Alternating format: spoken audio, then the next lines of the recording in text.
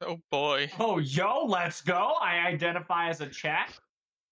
Oh. No, if you identify as chat, that means you're not. It's not a fourth person. It's no longer fourth person. Yeah. Wait, what? Because it's fourth person. It's not first. It's not first third. person. What if I become the fifth person? No, Yeah. it's fourth person. If I am the fifth person, I'm just everybody. No. Like, there was some logic to it being fourth person specifically. Oh, I fucked up my combo. There it is.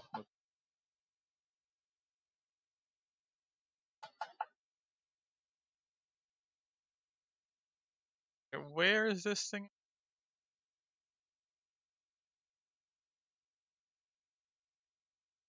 Oh shit, I didn't even notice we got the tail. Just got the tail, don't you?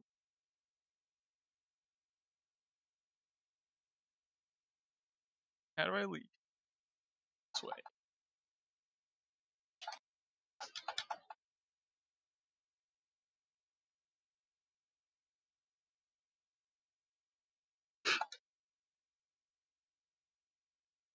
Alright, he is capable, but first let's carve that tail.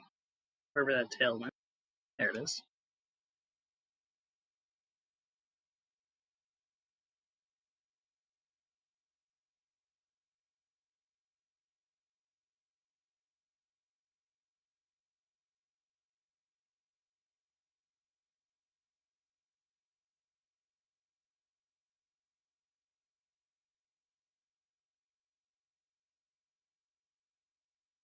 Hello. Hello? He's live, by the way. Bye, chat. Who was that?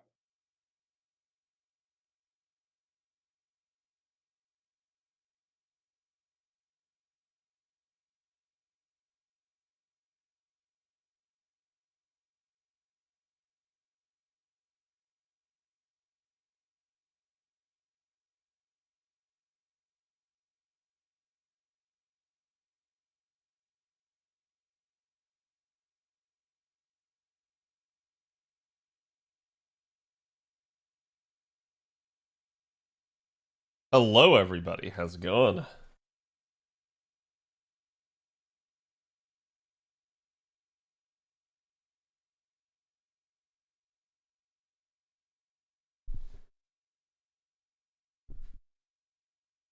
Whew.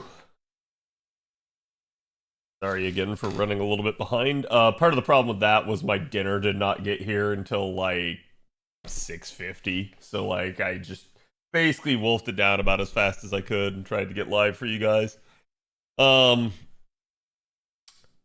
We got a lot of news to cover today. Shit just coming out of everywhere. This dinner, I had some barbecue. It was a pulled pork sandwich with some green beans. But normally that place is pretty fast to deliver from, but they were not this time. Which I suspect, as has been the case more recently, it was probably the case of the DoorDash driver was delivering somebody else's order first, which apparently is just like a thing a bunch of the times lately. And they really need to like look into that to make that not be a thing. Because, like, it's very funny to me that, like, basically where I live, I'm always on the bad side of that arrangement. I am always the person that gets delivered to last because I live out on, like, my edge of town. That's like, I wonder if, like, DoorDash should put in a system of, like, hey, if this has happened so many times to you, you cannot deliver to someone else for them.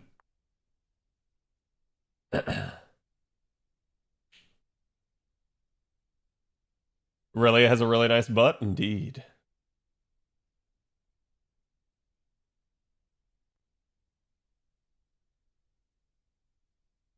Can't wait for the flood of CBC easy skip comments.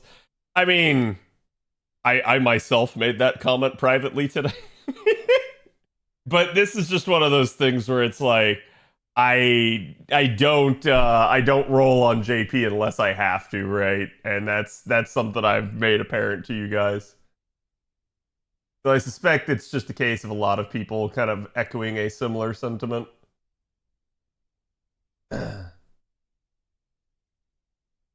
Also, if you guys haven't seen it, we have a new video out.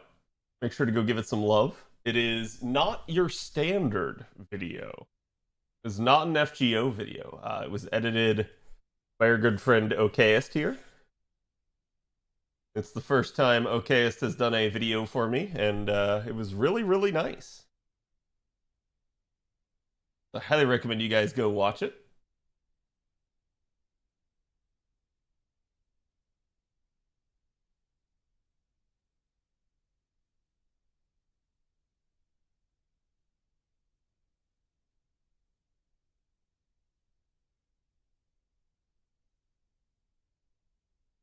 Jury duty sucks. Indeed it do. Someone's gotta do it.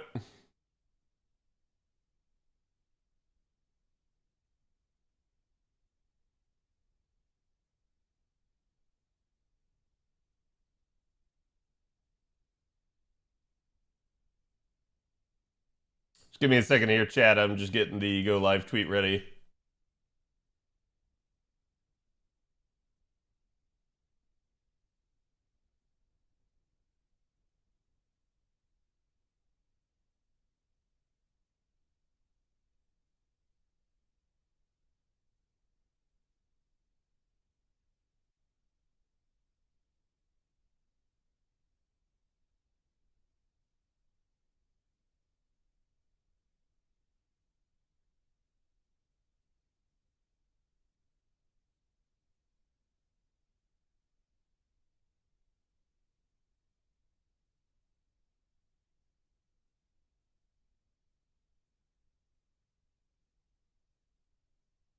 Okay, the tweet is live. Do me a favor, go give it some love as well. Please like, comment, and subscribe indeed.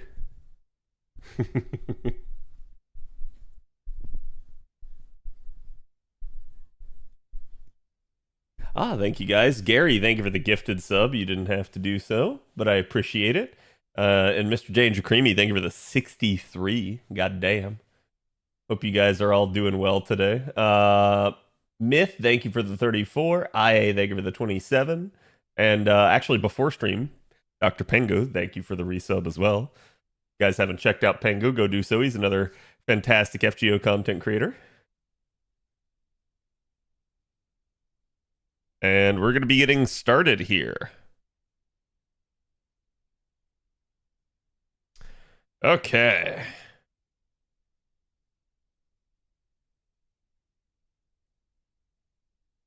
Why did that? Okay.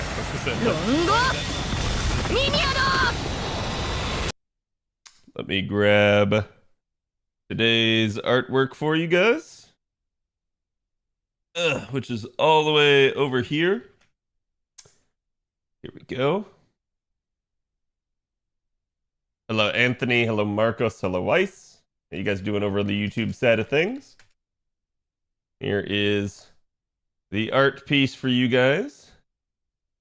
And then for you guys over here on Twitch, here it is as well.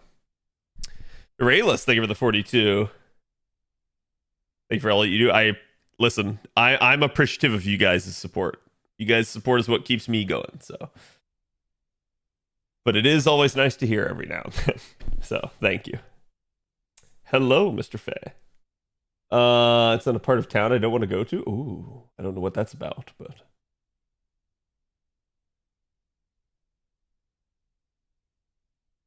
Hello, Angora. Hello, chat in the fourth person, as Bob was trying to make the claim.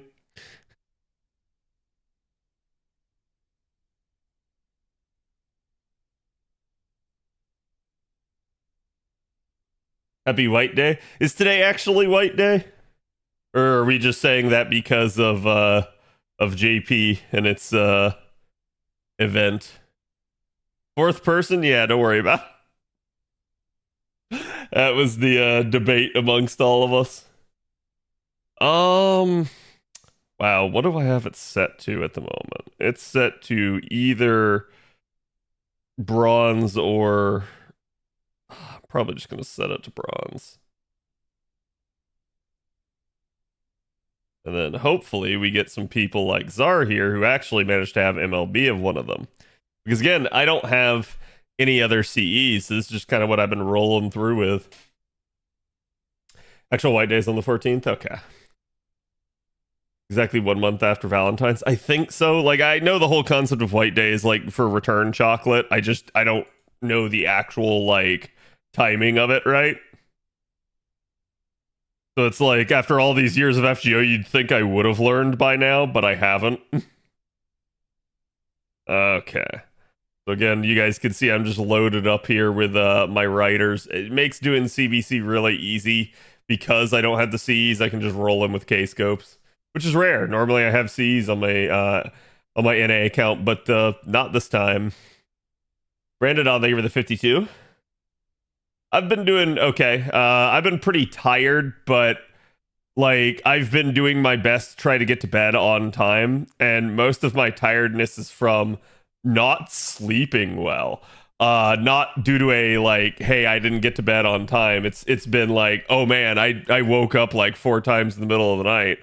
Or like last night I woke up in the middle of the night once with like indigestion, and it's just like, that's just not fun. You basically end up having to go like to the bathroom, and then at that point you're just all woken up.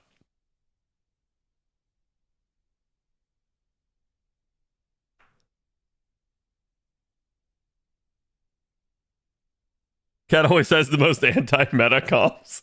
I have comps that work. I have comps that are fast, and it's because like a lot of the time, chat, like remember how I function and do things is whale. Like I basically my NA account, I run it like a whale account. I get away with whatever the heck I can get away with. Oh, I didn't pop the buster up, did I? I didn't. So this is a 4 turn. And so as a result, like I usually try to like go through it as easy as I can. But yeah, I think it's just a natural sort of thing when you have extra resources and things are easy, you go for it. When you are a lot more free to play and you don't have the extra resources, you try to make do with what you can in that regard.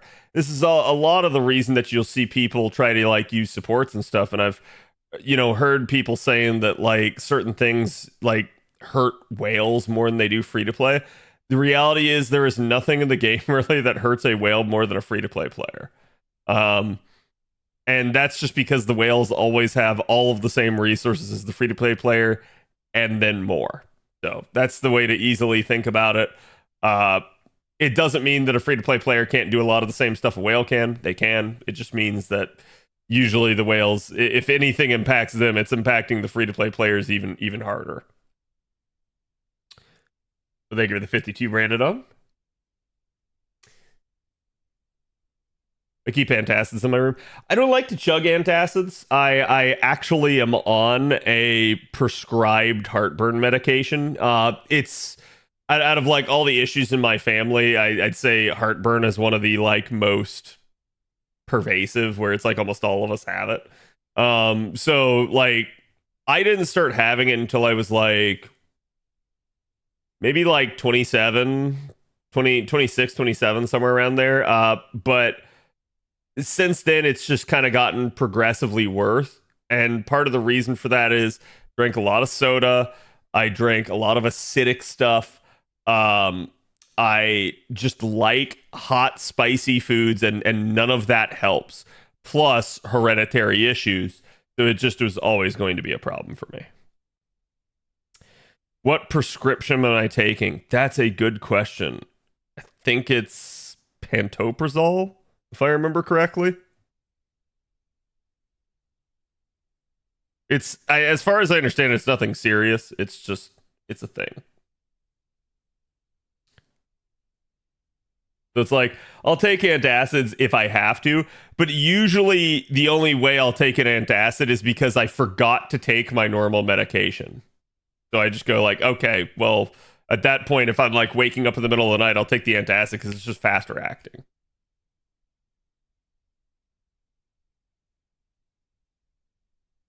Would you agree that at FGO, the whales and the free-to-play people aren't really competing with each other? Aren't really competing with each other.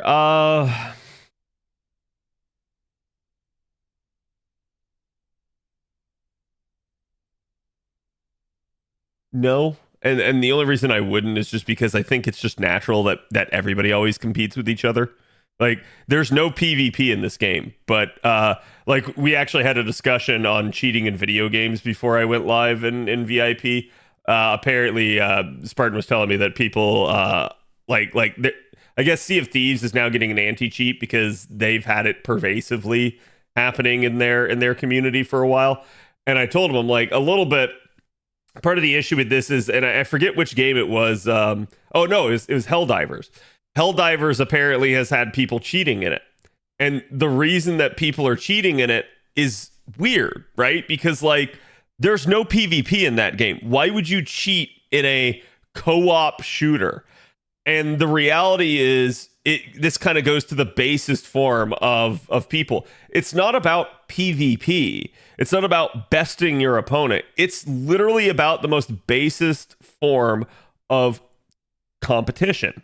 It's 100% about being able to like flex and show off to people and have them look at you and think that you're so good.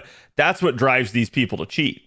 So it's kind of that same degree as like, even if you remove all competitive aspects, people are still going to compare to each other, and that in and of itself is a competition. And so it's like, yeah, I would say that they do somewhat compete in that regard, but does it matter? No, I don't think it matters. And I've said this before. I'm kind of different from a lot of other gacha gamers in this regard. Most gacha gamers look at whales and think, wow, like, God, that's amazing that they did what they did. Okay? I don't. Because, one, I am a whale, but two, I guess, like, maybe me being a streamer gives me a unique perspective on this, but, like, I look at other people and I go, like, does that make me better than someone else because they can't whale? Like, not everybody has the same financial situation that I do. Not everybody has the same resources that I do. So it doesn't make me a better person in that regard. It doesn't make me better at the game. In fact, I'm going to go ahead and go out on a limb and say, I think if you're a free-to-play player, it doesn't necessarily mean that you're smarter, but it does mean you at least need to be a little bit better of a problem solver on average. You need to kind of be able to figure out how to make do with less, as opposed to just throwing all of your, crazy good units and gear or whatever in your game at the problem, right? So yeah, I've said this before and I'll say it again. I am way more impressed by free-to-play players. Like, especially if they manage to do something that a lot of other whales struggle to do. Like, that tells me that they just went all out, right? Resurgence, thank you for the 32. Check out my 120 Arash. Hey, and like I said, like, that's all awesome in all honesty. Like, did they stop making funny April Fool's art? Well, we're not at April Fool's yet.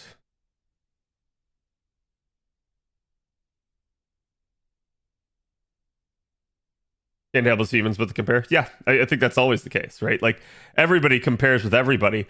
And a lot of freedom comes from when you stop. Like when you stop comparing yourself to others, that is when you are truly the most free.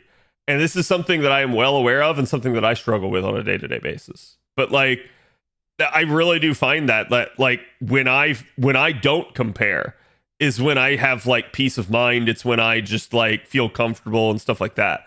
I think this goes to the root of a lot of things that we as humans go through. Is a lot of what drives us is that comparison. Like, and to a degree, it's both good and bad. I think comparison leading to competition leads to you bettering yourself, leads to you making mistakes and figuring out what not to do, right? Like, so it's usually a good thing as a whole. It's where it starts to turn like very negative or toxic that it's not a good thing at that point. It's where, especially if you start to turn it either on those around you or on yourself too much, that it's not a good thing, right? Like, you need to always make sure that you're doing right by those around you to the best of your ability. I think there is a decent level of like, you can't reasonably expect someone to go beyond certain points, but I am going to say that like, if you find yourself overly comparing yourself to someone else, it's probably a good idea to take a step back and think why you're doing that, and ask yourself, do you really care, and what your goals really are. And usually if you can do something like that, it'll actually help you quite a bit. It'll not only give you perspective on yourself and allow you to know yourself better, but it's also going to make you make a much more like calm and rational choice.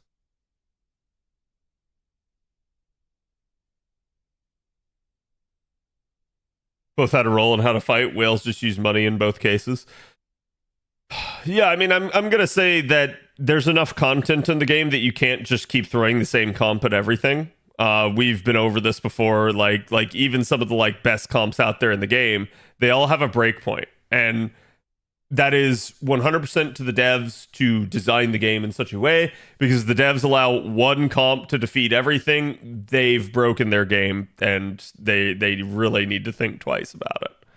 So it's usually good on them to balance the game in such a way that it's like it's not just easy for you to do it all with one thing.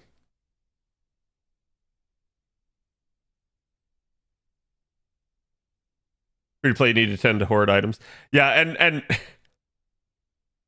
I don't want to insult anyone, but I had a good chuckle today because I do believe that this was a decent sentiment.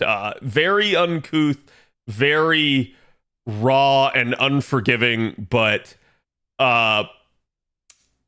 it's not wrong to a degree. And I was watching an Asmongold video like earlier today at some point. And I think it was from like the past month. I don't think it was like something he just talked about. But he was watching something and talking about something, and he ended up getting on the topic of free to play and being free to play in a gacha game. And he said like he just can't understand why anyone would play a game free to play, and that basically it's like cock and ball torture, because he likened it to like, oh yeah, you know, like it's a competition, and that whales will go out, they'll spend $1,000 on a game, they'll get everything that they want out of the game, and then here comes the free-to-play player, and the free-to-play player goes, I'm gonna try to beat the whale and try to flex on the whale. And like finally, after like months of hard work, they get right to that point, and he said, he's like, this is the problem with this, is then you try to compare to the whale, and the whale just goes boom and slaps down another $1,000, and you got another like 18 months of work you have to do. And I'm like, he's not wrong, right? To a degree, it's all the free-to-play players that help keep the game and its community alive, but it's also all the free-to-play players that like keep sitting there fooling themselves over and over again, not realizing that the game is always just taking them for granted. And this, it's not just with FGO, this is with every gacha game, and really not even gacha games. You could extend this to a lot of live service games at this point. You can look at it in Overwatch, you can look at it as like Diablo or something like that. Like any of these games, if you're playing it free to play, it's usually just way worse on you to play it free to play. And it's not necessarily condoning whaling, it's just this is exactly the problem with current game design and what they've kind of done.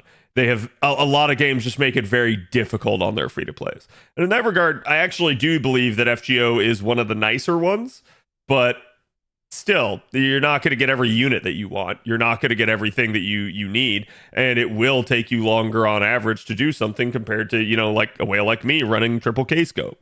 So it does make a lot of sense. It's symbiotic between free-to-play and whales. Yeah, so this is going to sound really weird, but I think to a degree, free-to-plays need whales as a goal and a reason to like strive for betterness and to try and get more out of the game. And whales need free-to-plays because they need someone to flex to. Because if there's nobody to show off for, why the fuck are they bothering to spend their money or their time? And that sounds really stupid, but I actually think that's kind of true. I actually think there is a little bit of a symbiotic relationship there.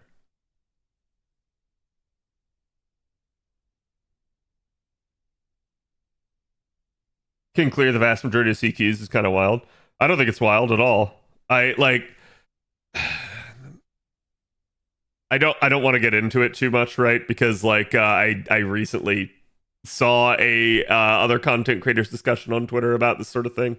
And all I'm going to say is that I can understand why people feel the way that they do about that particular issue, but that at the end of the day, I think the unit is the effect, not the cause. And that if we start looking back at this, we can definitely look at like, I think people not wanting to try it all and like challenge content and take something like a Castoria or Proto Merlin, do an invincible comp. A lot of that just boils down to those people don't want to do challenge content.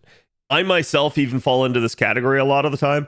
I don't mind doing challenge content, but I've also done so much challenge content in this game that I really don't feel the need to like validate myself anymore. And that may seem weird to like newer people that come into the channel. They may look at me and they think Cad's lazy, Cad doesn't care about challenge content, whatever. I've just done enough of it that I just don't really feel the need to prove myself anymore. And a lot of the times I'm just in a hurry on stream. So as a result, I just go ahead and do whatever the hell is going to make it the easiest it possibly can be for me. And I completely can empathize with a lot of the people out there that just don't have the patience or the time to bother with challenge content. So they're very non-caring about it in that regard. And I say this because, you know, I one of my good friends, and he resubbed earlier, I don't want to throw him under the bus here, but like Mr. Danger Creamy, for instance, who streams the game sometimes, he doesn't really care too much about challenge content. Like he finds it frustrating in a lot of degrees. It's like your whole goal in doing it is to get the reward at the end, not necessarily the enjoyment out of it. I think some people get enjoyment out of the challenge. I think not everyone does though, right? This is the difference between your average like Animal Crossing player versus your veteran no-hit run Dark Souls player. Okay, it's like they're two completely different worlds. And it doesn't mean that somebody can't like both, but it just probably means that, you know, players are maybe more apt to do one thing over the other, right? And so it just is, it takes all different types of people. And as a result, yeah, some people are going to absolutely love challenge content, some people are not.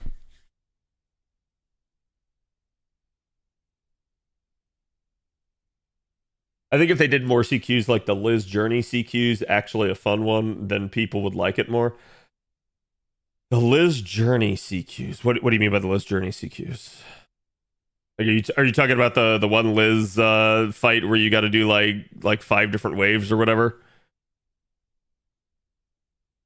Because I know plenty of people that hated that one.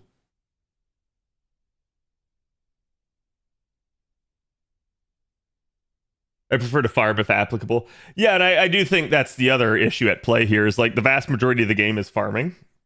And it becomes very difficult for people to like care about anything else. Like the whole reason you farm so much is because you're after basically you know what, Chad, I'm just gonna skip this for potential spoiler purposes. I'm sure it's not. It's probably just a voice seen by Charlemagne if I had to guess. But again, like I assume in this regard that it's just going to be one of those deals where some people are going to want to do it, some people are not. And at the end of the day, I think how they choose to design the content is up to them. I don't think it's wrong to make content for challenge enthusiasts. I don't think it's wrong to make farming content. But I will say that ultimately, at the end of the day, it's a waifu collection game. It does have a good story. And I think those are the two main core elements. The gameplay is somewhat tertiary in the fact that people are here for the waifus and the husbandos, and people are here for the stories. So characters and stories. Then comes the gameplay for a lot of people. And for a lot of people, then at that point, it's just a means to an end. And all they view it as is like, I'm going to do whatever it takes to get the rewards necessary to fund my waifus and husbandos and level them up and get them developed. So I think that's where a lot of people are focused on. And as a result, that's why there is a level of like non-caringness about certain types of content. Like you've got people out there that hate challenge content. You've got people out there that hate farming. You've got people out there that that don't care for like the grail fronts and stuff like that. And it just, a lot of it just boils down to what their priorities are and what their tastes are.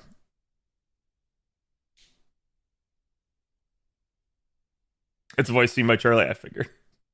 because that's I shit you not. I swear what they do is they dust off the code for an A, and while they're dusting off the code for an A, they make a big fat old copy of it, and then they paste it and they put it on their drawing board, and they go like, all right, so this was the 2 years ago event that we just gave to an A. How can we twist this and easily turn it into a new event for us here on JP? I actually think that's what's going on a lot of the time, because there is so much similarity in these like 2-year arcs for a lot of the things, and it makes me laugh every time. And they give it the 44 again, Resident Day. How you doing? I'm here for the waifus in the gameplay, fun events, and then story. Yeah, and don't get me wrong, like it doesn't mean that like what I said there about those being the two major elements are true for everyone, right? It's just I think that's true for the majority of people, and at that point, if you're someone that doesn't ascribe to that mentality, that's perfectly fine, right? Like this is why, to a degree, the developers have to continue to make content for all different types. It cannot just be for one particular type, because if it is, then basically only that type of person will care about the game. And this is why I've said before too, like the mistake to me of something like Tesla Fest is they felt the need to put 31 different challenge quests into a Lotto. I think the desire came from like them kind of thinking that, oh, well, we need to give the challenge people something to do because they don't want to farm. The reality is the challenge people are still not going to farm no matter what you do. And so you could have then hosted the challenge content at any time. It didn't need to be during that time. And thus, if you only really care about challenge content, everything is downtime to you in place of like actually, sorry, that was my monitor shutting off. In place of like you getting a new challenge fight, right? Like, so it's like you only get a new challenge fight basically every event. So in between events and in between like even parts of that event, you just might not care if you're a challenge only type of person. You might just phone it in the rest of the time, do the bare minimum, yada yada yada. So it's like it's really weird to me to see that. I don't think going hard in the paint on both things at the same time is ever a good decision.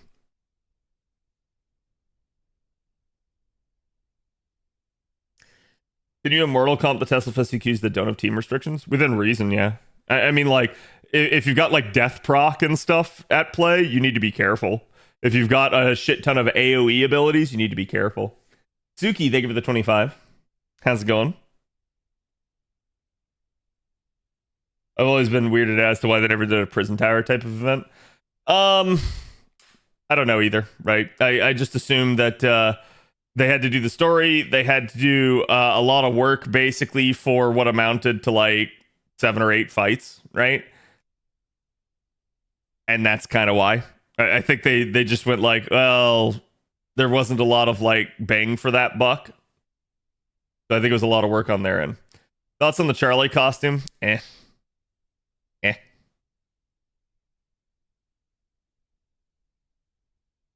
If someone spins on guaranteed banner, are they still free to play? In a lot of the community's eyes, no. In my eyes, yes. I think if you're only doing GSSRs, you're still functionally a free to play. And the reason why is because while you might get a couple of extra units that way, you don't get like all the craft essences and all the like spooks and stuff showing up that really define an account over years and years and years. So to me, you're a free to play that got lucky is the way I look at it, at least in terms of performance. But most people choose to look at it from the mentality standpoint and say, you're compromised, you've spent money on the game, yada, yada, yada. So it's like, again, this comes down to the comparison thing. Who cares what anyone else thinks? Do what you want to do. Because I do think GSSR only, I think if you're going to spend any money on this game, the GSSR is the best bang for your buck.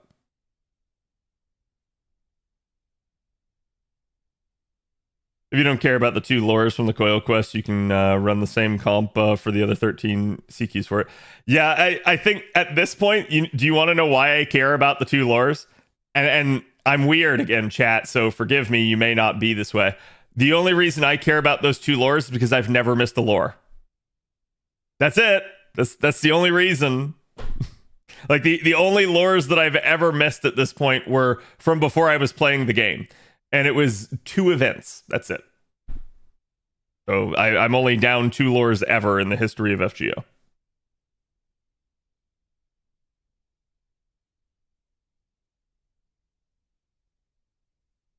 It does, thank goodness. Like I said, I don't think you need to worry about that. And again, let someone sit there and tell you that you're not free to play. I don't think it matters at that point, because it's usually just somebody that's pissed off at you because they're true free to play. And the reason that people are usually true free to play has to do with their own monetary situation. They don't have the choice not to be in most cases. They may be younger and not have a cent to their name or have a job yet. They may be in a bad financial situation and basically can't afford to spend the money on the game. Whatever the reason, that's usually why people can't spend money on a game. There's also the philosophical argument where people just will refuse to spend money on the game out of principle, and I actually think that's pretty respectable.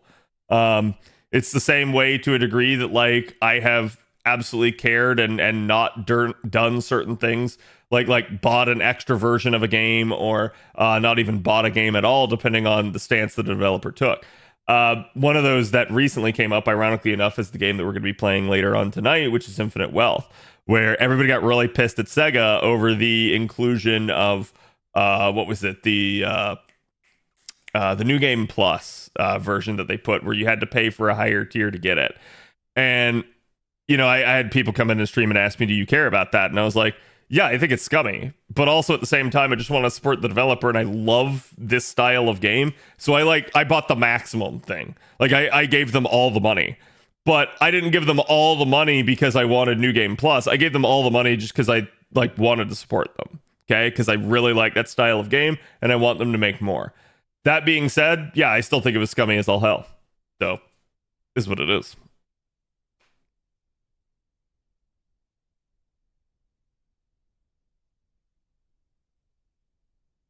That's me, don't have disposable income. Yeah, and I think that's perfectly fine. I think the longer I go on, the more I realize just how much of a scam gacha games are, and like the irreparable damage they're doing to everybody around them, right? It doesn't mean that like you can't you're finished if you ever spend any money in gacha games. It just means that like you are just wasting money that you will never get back. I have seen people though that treat it like it's to them it's just their hobby, it's their entertainment expense that they would otherwise spend on fishing, going to a sports event, or hell, gambling in a casino. So to me, it's far be it from me to tell people how to spend their money. It's just a case of people are going to do what they want to do.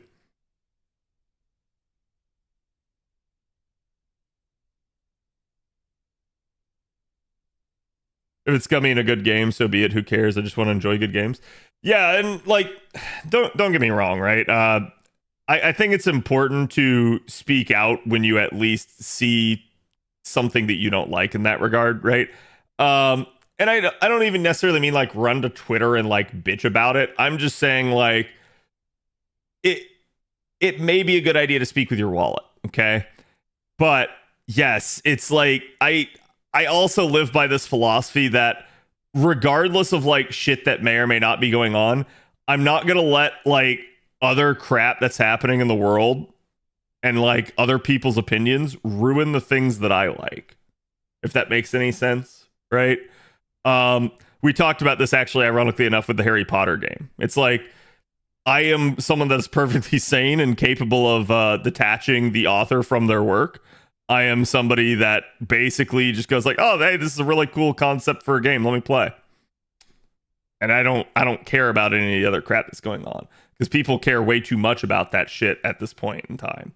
I understand why people feel the need to like put their foot down, and I think that's fine for them as long as they can do so in a like respectful way. Which I'm going to go ahead and say was not the case with the Harry Potter game. We had to ban someone over it on the Discord. We basically saw that people in the greater community as a whole for gaming were like committing witch hunts I'm sure my name is on a list somewhere because I actually streamed the game, because people were apparently making lists of people that actually covered the game. So it's like, I'm sorry, you're just fucking unhinged at that point. You are the problem. So it's like, basically, if you think something is bad, if you think something is wrong, if you think something is evil, don't commit a greater evil to try and stop it. You're the problem at that point. Been a regular thing that JP runs a limited units banner at least twice before said unit releases on NA. Mainly curious because of the 2-year gap in content. So, for a long period of time, no, absolutely not. Within the past 2 years here, we started to see is the JP server is starting to run all of their limited units every year, with a couple of exceptions. Those exceptions are random. They seemingly are what they are, but yeah, I think you can expect that they're going to continue to keep trying to give banners, like, to try and keep giving units a banner every year. Because, and I've pointed this out before, if they don't, they just miss out. They don't get any money from it. So an example that I gave you guys is, we went, like 3.5 years without a Squirtoria banner on JP. We went 3 years without an Arjuna Altar banner on JP. It is entirely reasonable within these time periods that someone could have started the game right after their last banner and quit the game before that banner ever showed back up. And for all you know, in that time period that they were enjoying the game and still continuing to play it, they might have purchased the unit. They might have gone out and spent money on it. So them not running a banner for 3.5 years is just money they lost. That's money they flushed down the toilet. It's not like it costs them anything to run a banner. It's just a digital asset. So as far as I'm concerned, that was really a stupid play on their part. And this is why I say, like we talked about the whole concept of FOMO. I made the whole video on it. FGO went way too hard into FOMO for way too long. And I'd still argue that it's still too hard in FOMO in certain areas. So if you're unfamiliar with the concept of FOMO, it's fear of missing out. It's basically artificial scarcity that a lot of these live service games try to impose upon themselves. So that's kind of the problem, is they went so hard into FOMO that they actually just ended up costing themselves money. If they had run banners more frequently, there wouldn't be as much FOMO. And that's kind of, or there wouldn't be as much FOMO, but there would be more money in their pocket. So that's kind of the issue that they have, is basically you could run a banner once a year and there's still FOMO there. Because if you don't get that unit right then, right there, you want to wait a year? That's a long time. A year is quite a bit of time. I think the older you get, the more you realize a year is not a lot of time. But the younger you are, the more that seems like an eternity to you. So yeah, I think at the end of the day, it's like them not running a banner every single year is just stupid of them. Draco's becoming Tortoria 3.0 at this rate? No, not even close. Draco's not even close. Like, chat. Draco has been gone for about a year now. Like that's it. Like, that's nothing. That's nothing in the grand scheme of things. It's just people are unhinged about Draco and really want her back. I myself want Draco. I'm going to roll for her when she comes back. But you often don't hear me, like, sit here bitching, where is she? In fact, I usually just get asked, like, Cad, what do you think about them not bringing Draco back again? I'm like, I don't know, man. Like, I want her, but it is what it is. So I'm a patient man. I've played this game for, God, 6 years now. So speaking of which, chat, I looked. I've got my 5-year partner anniversary coming up in May. I've been doing this a while.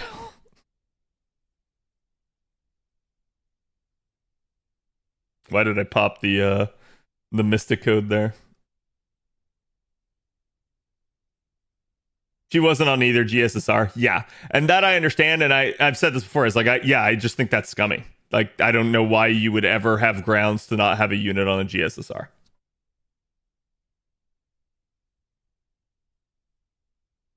And I've seen a Gil banner twice. Yeah, it's really hilarious because Gil was often regaled as the least limited unit in the game because he got so many banners in the past. But they've definitely tightened up over the past couple of years. Like, they just do not run him nearly as often. Guy's becoming the dad of FGO.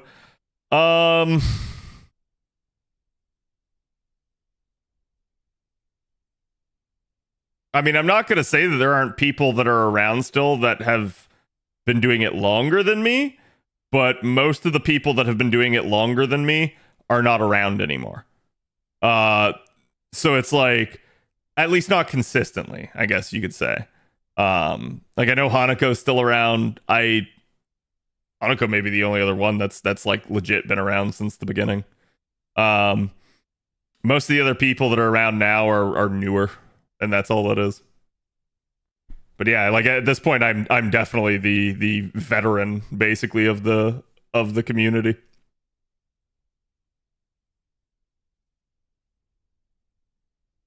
He's good but not necessary. Who, Draco? Yeah. Becoming? Yeah.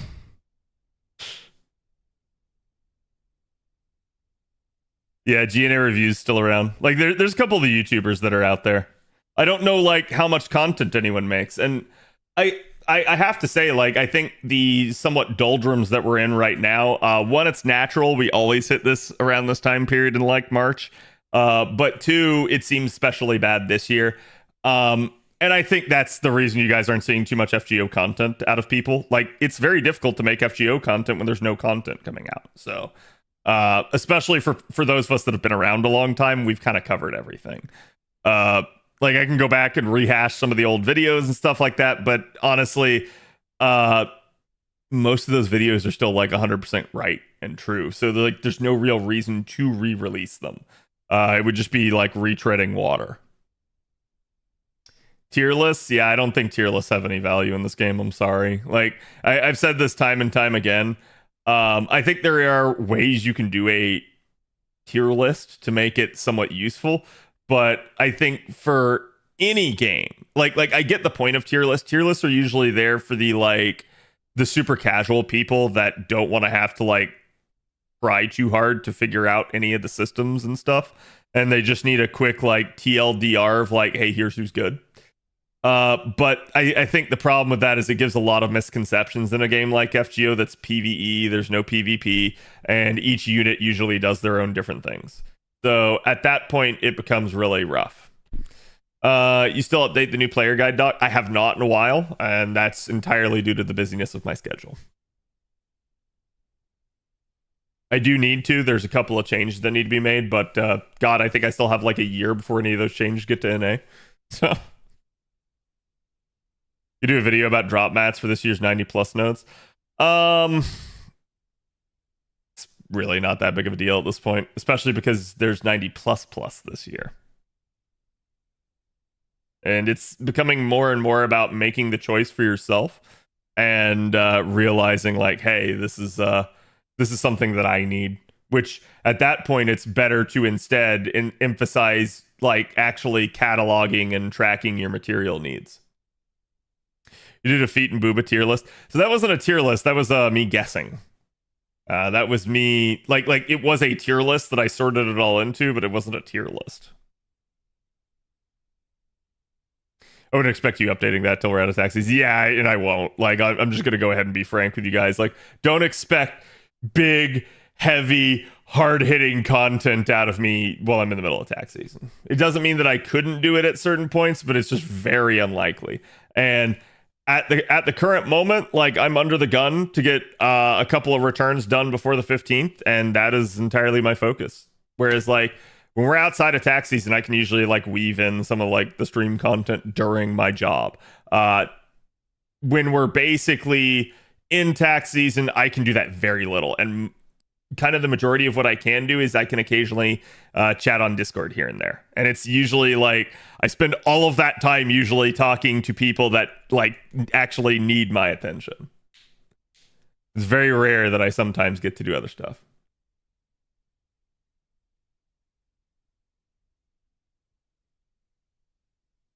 Thank you, Ken. I appreciate it. Any plans to continue the upcoming banner review series? Uh, I just need to kick the tires on someone, and we'll see.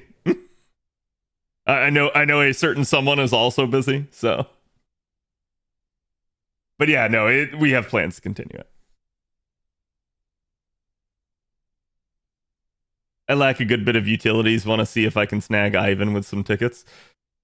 Is the utility buff removal? Because you could definitely like grab Ivan. He's a good unit. But there's other units you can do for something like that. Like I said, that was one of the reasons that I actually rolled for Waisky Kenshin on JP, was to actually have that.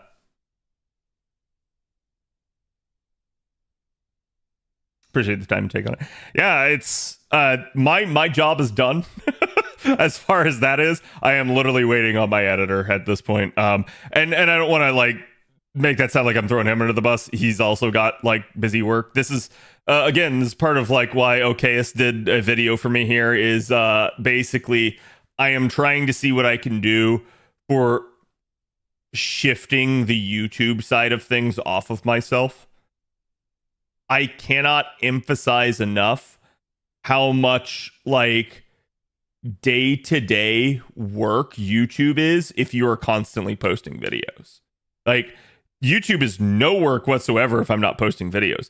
But when you start posting videos every single day, it is so much extra work. And part of that, I got to be honest, I blame it on YouTube. YouTube does not have a good system in place for really being able to like carry over your existing video info. So a lot of the times what I'm sitting there doing is I pull open an old video, pull open the new video, and I go copy paste, copy paste, copy paste, copy paste, copy paste. And I do this like so many times.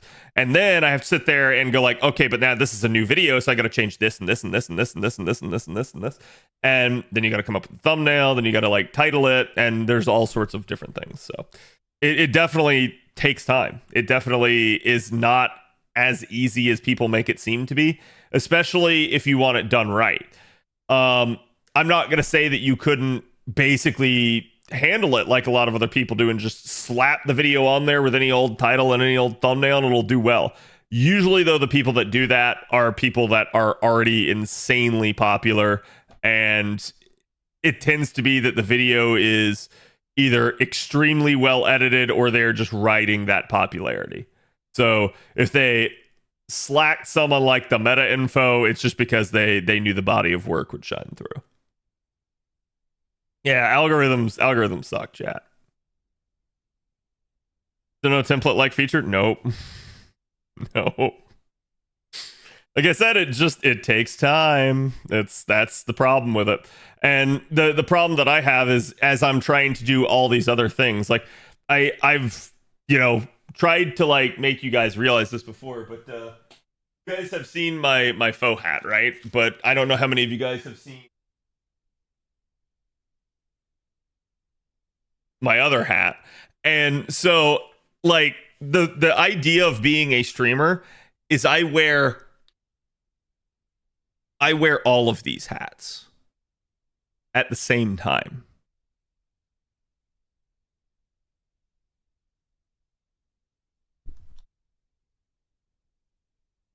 And while each individual thing is not that bad or that difficult, to have a well-functioning channel, to have especially as your channel grows, as the community grows around it and the expectations grow, it is death by 1,000 cuts. It is straight up like you have so many things you have to do in a given day, and it's rough. It's also why, to a degree, there's this mantra amongst content creators and especially streamers that like you need to always be live, you need to always be pushing content, because any time that you're not is time that other people are. It's time that like you are slacking off and could be doing something, which is, I guess, like to a degree, it satisfies my need to like keep myself busy and be doing things. But also there's a point where I reach a point of burnout and I'm just like, okay. and like you're tired. You like mentally.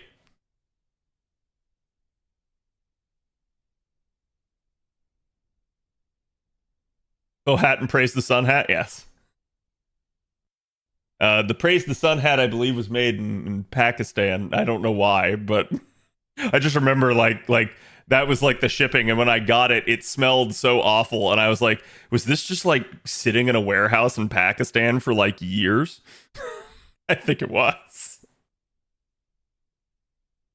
Required in sticks by you though. Yeah, I hope so, right? Like, and that's why, like I said, like I hope you guys like the Helldivers video that we put out today. It's actually great. Go watch it. I think you guys will find it's a short video.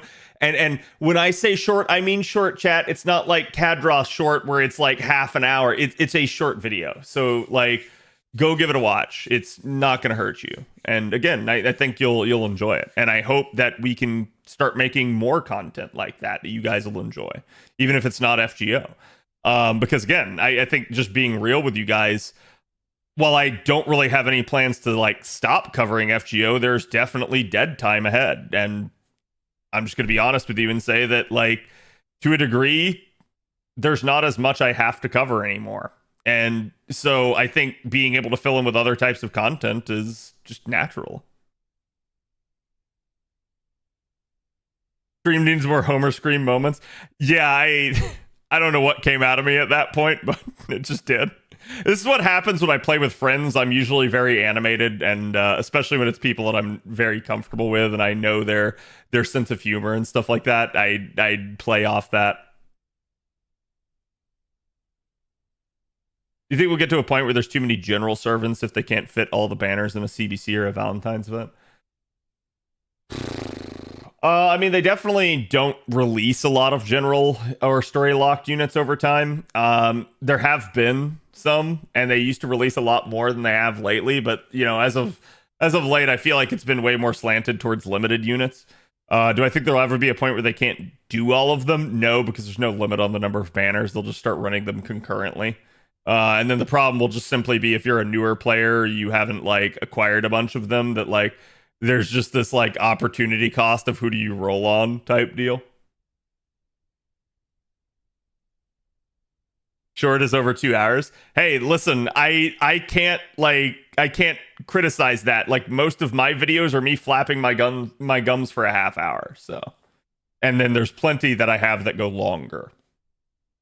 Now, part of the reason for that is because even though I can be a lot more laconic, a lot more short and succinct with my statements, I usually prefer to elaborate so that people actually understand. I've realized that that is one of my gifts, is being able to articulate something in a way that is easily understandable for most people. Whereas a lot of other people will just be like, yeah, stat crit. And so it's like they're really short in how they phrase something, but they also just don't explain it, and thus the watcher like does not understand it. So to me, I guess view it as it's sort of like my responsibility to explain it, since so few other people actually do. Something like a friendly neighborhood hell bomb. Yeah, thanks, AP. They could just run 2 to 3 banners a day on V-Day instead of 1 to 2. Exactly. Yeah, I don't think they'll ever reach that point. Still coping for Annie, where they release a bunch of low stars and fix low stars quick Shufu, perhaps. Yeah, I still, for the life of me, the Shufu as an arts unit, I know people love her. She's a great unit. She makes 0 sense as an arts unit to me. She should have been quit. It would have given us a low star quick unit, and it would have actually fit, because her whole gimmick is simping on Consort U, and she literally doesn't buff any of the card types that either version of Consort U use. So it's just really weird to me. I don't understand why they did it that way.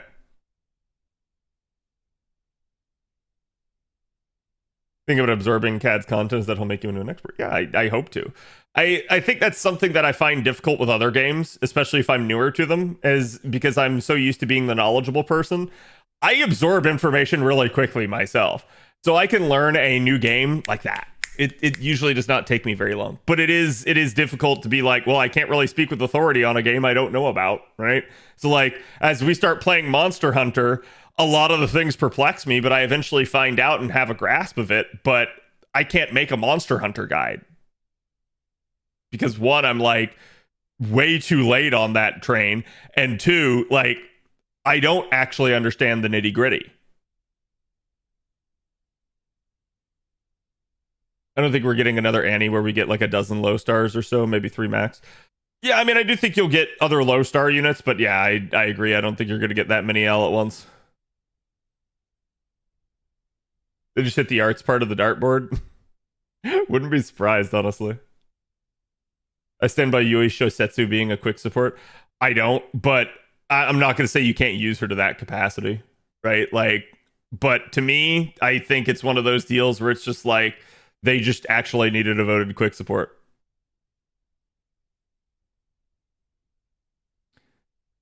Cad, tell me how to get to platinum in Monster Hunter World. There is no platinum. Because as far as I know, there's no like rating system in that game other than like your master rank, right?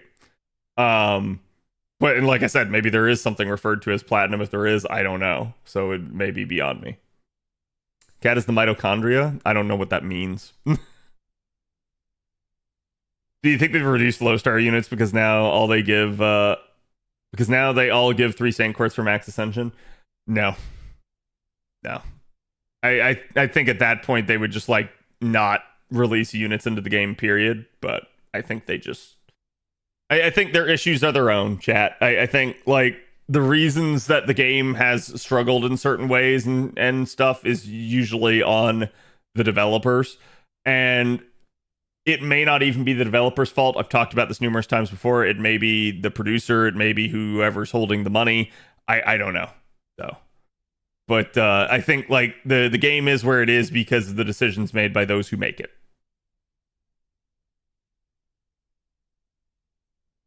If Gio is at the minute, oh no. Yeah, Trebs is going to be covering the little single recruitment video that they recently put out. I don't know how many of you guys saw it. It's pretty fucking cringe.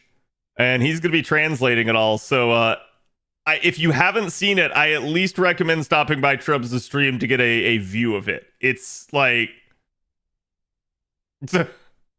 I am not optimistic about it. Let me put it to you that way.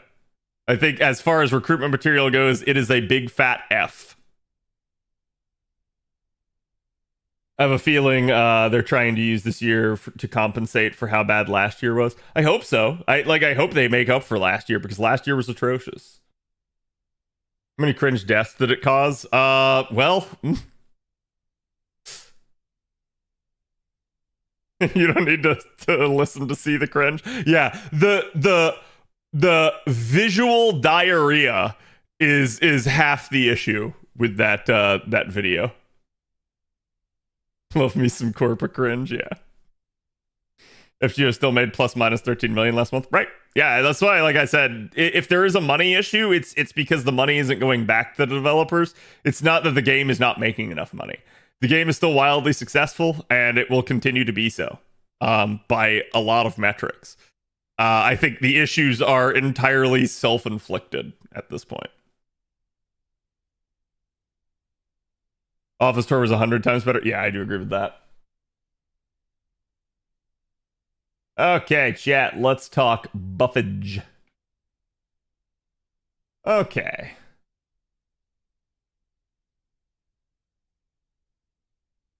For some reason, I have the advanced quests up here. There are 2 Shufu simps in the game, and they're both art support. Yeah, it's crazy to me, right? Like, I don't understand why the devs designed Shufu that way. The game does not need more arts options. I mean, like, I'm happy it has more arts options because it allows me to keep just bonding efficiently over and over and over again and just keep getting away with using arts over and over and over again. It's definitely not good if the developers want you to use other card types, right? Like, that's the problem I think that they keep running into at this point. Okay, so we ended up, of course they don't have it updated. Do we actually have it in the game here?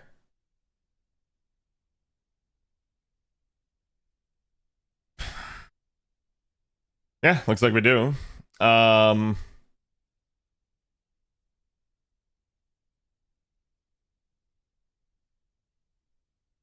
Charlemagne. Oh wait, it's the buff to his first skill here. Okay, chat, we'll start with the Charlie one because Charlie's damage didn't change, so I don't really have to read you anything here. Again, you guys can see that that his buff is an interesting one just because it deals with his first skill here, which has been always his most interesting skill. Basically, Charlemagne to a large degree has been compared to Okitan Saber, and honestly, to me, it reminds me of a little bit like the Valkyrie and Parvati situation, where like the Valkyries are just always consistent, and then Parvati is lower until she pops her one turn buff skills and then ends up higher.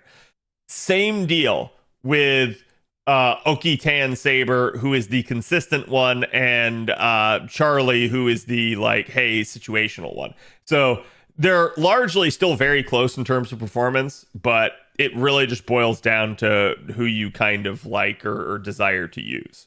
So basically, this skill again grants one ally invincibility for 2 attacks, 3 turns. It can also be himself, obviously. If he doesn't have invincibility, it increases his own NP generation rate for 5 turns. It also grants himself a buff on defense for 5 turns that is Heroic King whenever he takes an attack. So basically, whenever he takes an attack, it enables extra damage from his Noble Phantasm. If he does have invincibility, it instead NP seals him, so get fucked. So basically, your incentive was never to put it on himself, it was to put it on somebody else. That's still going to kind of be the case. But again, you can see the extra NP gain there is just naturally pretty nice. And since it is just himself and not part of the target there, it really just makes this a pretty flexible skill because it allows him to just kind of like spot check and protect like one of his supports or something like that, which I think is good.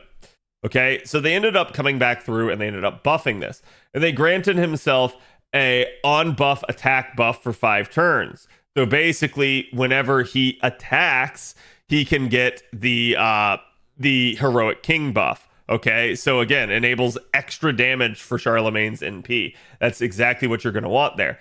Now, the issue at play here with something like this is that, yes, you have to like attack in order to get it, and it's not going to be triggered by your NP, really. It is an actual thing of like, you must card.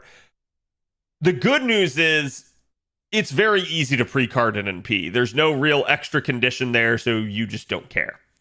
Yeah, actually, it doesn't have the line about the crit, does it?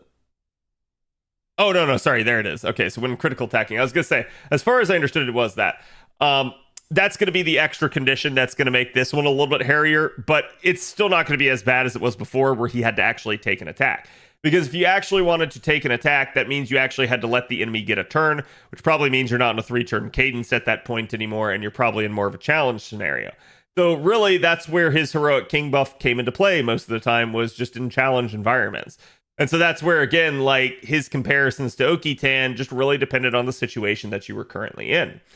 But now with it being a critical attack, you just need a crit, and again, you can pre-card the NP. But the good news is, getting a crit in a quick comp, not hard. It just requires you to actually get his cards on the right turns in order to pull this off. The downside is, it's kind of wonky because you might kill the target. Again, to give you guys an idea here, he's got double quick and a single buster. Thankfully, he's got the double arts cards to help him out in that regard, because the arts cards aren't going to be really receiving too much extra critical damage. As opposed to if you're running either of the Scotties, your quick or buster cards are going to get bukus of extra crit damage, which means they might accidentally kill the thing that you were maybe hoping to get the refund numbers against. So that's sort of the issue at play here, but definitely it adds an element of, hey, I can pre-card in order to get it. Getting the crit, not the hard part. Not killing the enemy, the hard part.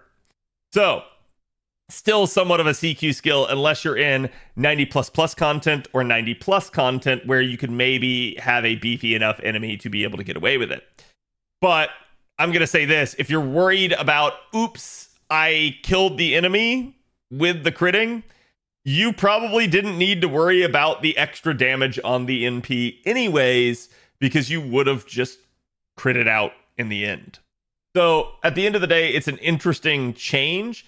I'm not sure it really moves the needle too much for him. makes it easier to get that actual buff. And again, you can see the other aspect to it is they did come in down here and add a crit star bomb to it. So this will make it easier to do on something like turn 1, as opposed to, oops, I need to actually fire off an NP, generate the stars from that, and then I have enough to get my crits. Instead, you could just do this turn 1. The problem is trying to do it turn 1, that's where usually the lowest health enemies are. And so if there's any danger of actually killing, it's going to be on turn 1. So again, it really just depends, and you do want the skill pop turn 1, reason being it's also his NP gain. So it's going to be a factor in basically his ability to loop. That being said, again, there's nothing that says that you have to actually card in turn 1. It's just you would be losing the advantage of the critical star bomb if you're not. So it really just boils down to you're going to have to get a little bit creative. But yes, there is an easier path now to getting his additional damage. So I've seen people have very mixed receptions on this buff. I don't blame them. It is weird, but I'm also going to say that Charlie didn't need a just like hard, straight up buff to his capability. This just kind of dealt with one of the more annoying aspects of his kit, and that was the condition of needing to be hit. This allows him to take the fight to the enemy, so to speak, get crits, and do it that way. Still gonna be really good in challenge content. Gonna be a lot harder to pull off in farm content, but actually possible now, as opposed to before where it was impossible without just, screwing your run. So again, I do think this is a decent change. It's maybe not the best, but it's at least addressing one of the issues that his kit had. So again, I think it's okay for Charlemagne. It probably gets like a C out of me in terms of like, is the buff good or not? As opposed to like in a scale of like A to F, right? So it's passing. It just exists. And then next up here, we got Bradamante. So God, I don't think I need to say enough about this one. Basically, Bradamante has always been a unit that I feel like has been on the community shit list. I think a big part for that is because people just naturally were predisposed to kind of be against her. The reasons for this were multitudinous. It's essentially some people didn't like her voice. Some people didn't like the fact that she was quick in the way that she operated, and some people just said, I don't care, I have good 4-star Lancers.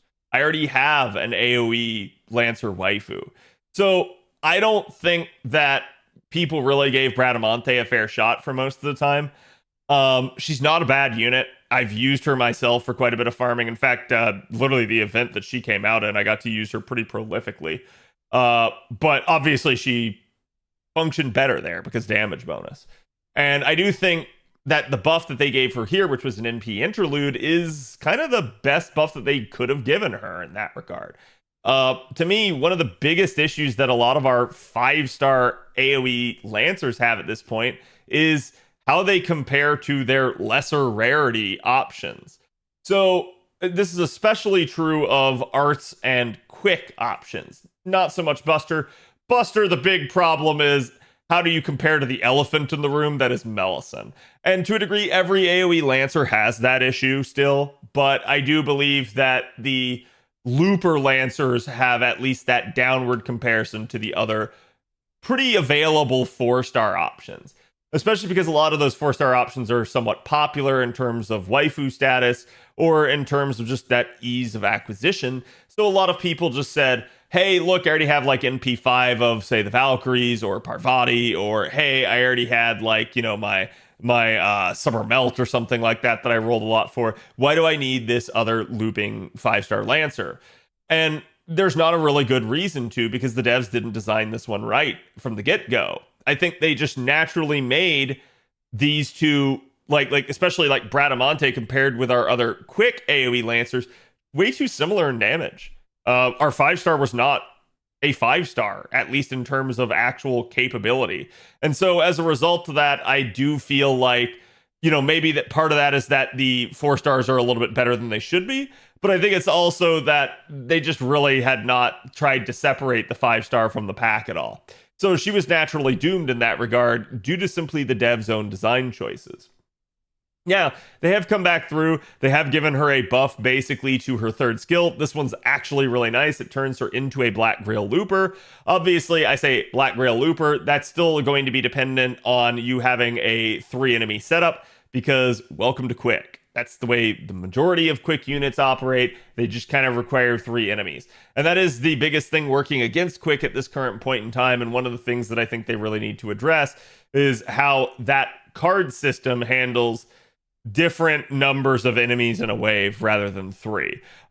They've kind of tried to address it with crits and stuff like that, but at the end of the day, that's not a consistent strategy, and a lot of players will shy away from it. And this is why I think you see a lot of players just obviously leaning more towards arts, or again, even something like Buster, where you don't care about the refund.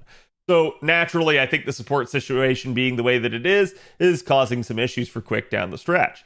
But still, this still means that she can dish a lot of damage in combination with a nice Black Grail, and it does mean that she is a pretty decent looper, especially amongst the Quick options that are out there. So this buff ended up helping a ton. Now, they ended up coming back in, though, and saying, hey, you know what? Still not enough damage. Let's give her another buff. And so they ended up giving her a critical attack chance buff, which if you guys see here, there was nothing of the sort. She just reduced critical damage. So they literally just added 30% more crit damage out of nowhere. I did see some people today say, oh, this should have been higher. No, I'm good. Like this is a perfectly fine amount. 30% is still pretty decent, respectable. It's 3 turns as well, so as you're looping with her, it's going to keep stacking. That's the whole reason why it's not more. There's no reason to give her 50% and have it stack for 3 turns and just have that at 150% basically by the 3rd turn. She would become an actual monster, especially in combination with all the other things. Now, instead, it's only 90% by turn 3, which is still going to be a lot. But yeah, they definitely didn't need to do more in that regard. She's then going to deal damage to all enemies, and obviously that amount has increased. You guys know the standard amount basically here. Whenever you get an NP interlude, your NP2 becomes NP1, and your NP5 becomes NP2. And so that's, if you're not understanding what I mean, take a look right here. NP2 is at 800%. Now as we go to the NP interlude, NP1 is 800%. So basically everything just transfers downward, and you just end up dealing more damage. It's a really nice thing. This is why basically everybody wants NP interludes for their favorite units. So again, it is a strong buff for her just in that alone. Again, the rest of the NP largely remains the same, so there's not too much you have to worry about there. I do wish maybe they had taken a look here at the overcharge effect and scaled that to be a 3-turn buff, but hey, I'm okay with this, and I understand that that would also be, you know, just sort of making her even stronger. The thing is, I think at this point, Bradamante deserves it. Like I said, she's just kind of been behind the 8 ball for a long time. A lot of the community just did not like her or care for her. Again, I think that's just her getting a disservice done to her, and basically it's due to the dev's own design choices that she was in this spot. So them maybe giving her a stronger buff certainly would have been welcome, and I am going to say that at this point, I firmly believe that, at least it's my philosophy, for the AoE Lancer situation, they've got to do something about Melisson. I know a lot of people really like Melisson. I don't really have an axe to grind with her so much to the fact that she is just overpoweringly strong, and it is difficult to justify rolling on other Lancer options at this point. They've got to start making other units stronger than Melisson, and that sounds terrifying, but it's true, and it's the dev's own fault. They just made Melisson too strong from the outset. And so as a result, until they start doing that, I think you're still just always going to have this direct comparison to Melisson. And we've seen them do it with other classes before. We've seen them do it with the Avengers. We have seen them do it with, things like the Foreigners and the Alter Egos. So it would be nice to actually see them do it here as well, and allow some of the people to actually sort of scale beyond her. I think there's definitely an argument to be made of should the Looper scale beyond her, but I think part of the problem here with this is that Melisson just naturally has way too much synergy for her own good. Synergy with Oberon, synergy with Black Grail, and again, just everything in her kit can be doubled up. Everything in her kit stacks with itself. So it's really, really disgustingly powerful. It's going to be hard for the devs to make something stronger, but it's kind of necessary at this point. And again, I think that's what's going to actually get people rolling on these units again and actually caring for these units. So again, the devs should not make a game in which only one unit in the class matters. They should make it where there's relative parity. Even if it's not perfect in terms of things. As long as they can get the units to be close enough, I think that's good enough. So hopefully they do something in that regard. And while I don't think this is going to change too much in that regard, I do think at least now with her new niche that she kind of got from the third skill here, whoops, sorry, not the third skill, with the earth attribute, that she is in a much better spot damage wise. She's definitely a lot more capable in terms of what she can do. To give you guys some ideas in terms of refund, again, we're looking at with double Summer Scotty and triple archers that you would be facing. So basically her ideal standpoint, she can get to basically 50% refund, but you're asking for it. And it's going to be like 12 out of 15 overkill hits, which is just not really possible. So it's going to be more of a case of maybe you would need to pre-card something, or rather that maybe you just don't get back to 50% that turn, or maybe instead that you include a third support, like a third Scotty or something like that. And that is certainly possible. And so if we were to include a third Scotty, that reduces it from 12 out of 15 hits to a very respectable 5 out of 15. Again, if you even kill the enemy, that's going to be 1 hit of overkill. So against 3 enemies, that would be 3 out of 15 hits. Right there would be just killing the enemies. So 5 out of 15 just means that you needed 1 more hit of overkill on even 2 of them. So even if you had like a high health enemy in the wave, the 2 lower health fodder enemies would probably qualify for that. So a lot easier to hit that 50% benchmark than with her. And that is something that the quick comps usually want to hit. They usually want to hit either 50 or 30% usually. And that has to do with, again, either the unit's own charge skills or, again, the inclusion of someone like Oberon as the third support. If she has her self buffs only, her own damage numbers here, again, you guys can see. This is basically going to be Bradamante's damage capacity now post NP interlude. We do have a couple of scenarios here, including having her appends unlocked that would help her out. And basically here would be the damage in scenario 1, which is going to be Bradamante with 2 times Summer Scotty, OG Scotty as the third support, and a level 100 Black Grail Neo plug suit.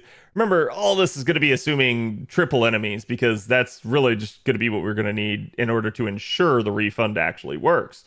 But it would actually produce some decent numbers. These are not going to be Melisande numbers. But again, this is just your normal NP1 damage. You can see right there on wave 3 is not using an Oberon, so you don't have the huge spike on turn 3. And you do end up having something like Anti-Earth that can really help the damage out quite a bit more because of the super effective nature of it. And actually, I say super effective, it may have been... Yes, it's power mod. So there you go. I did forget, since it's not on the NP, it's not super effective on this one. But again, so I do think the damage here is pretty respectable. Obviously, at MP2, it goes up even more. And I think this is okay. In scenario number 2, we can basically end up using something like Chocolate Heaven instead. And this is going to involve something like Oberon. So basically, we're getting that extra little bit of refund that Chocolate Heaven is going to provide instead of something like Black Grail. Still going to be good for damage, but not necessarily nearly as OP as something like Black Grail would be. But we do have Oberon at least, so that's also helping. And since she does have the overcharge effect that gives her NP damage, you get a little bit more out of it. So again, even though we dropped a level 100 Black Grail, we still are in the ballpark in terms of damage capacity. And you can see right there, you're also getting some good damage out of the Anti-Earth. So definitely nice in that regard. But again, these are not going to end up being the upper echelon of units. But I think what we've also seen too as a design philosophy over time is that you're basically just going to have to expect that the loopers are never going to be top dog in damage for the most part. And what I mean when I say loopers is I do mean actual physical loopers, not a buster system where you're brute force charging.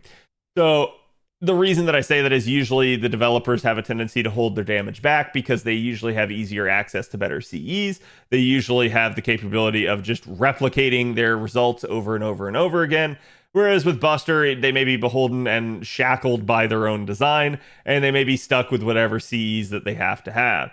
So usually Buster gets that benefit of the doubt in terms of the Oberon synergy and ends up doing a lot of damage. But again, you can find ways to stretch the damage on the other options by virtue of them reaching nicer CEs.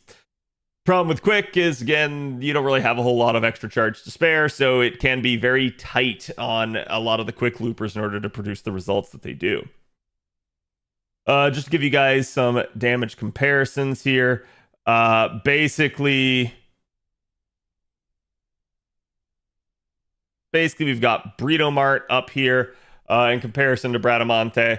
Again, Britomart's another really interesting one, and you can see right here with these two scenarios that she's also capable of doing similar damage results. So a little bit, this was a keeping up with the Joneses buff for Bradamante. Bradamante's skill buff put her in a much better position in terms of being able to actually be a Black Grail looper, but naturally giving her the NP interlude is what she needed in order to be able to catch up and actually now at this point exceed Bradamante, Britomart. But again, I think you can see something like the riding trait just makes it really, really easy because of that actual modifier there being super effective again.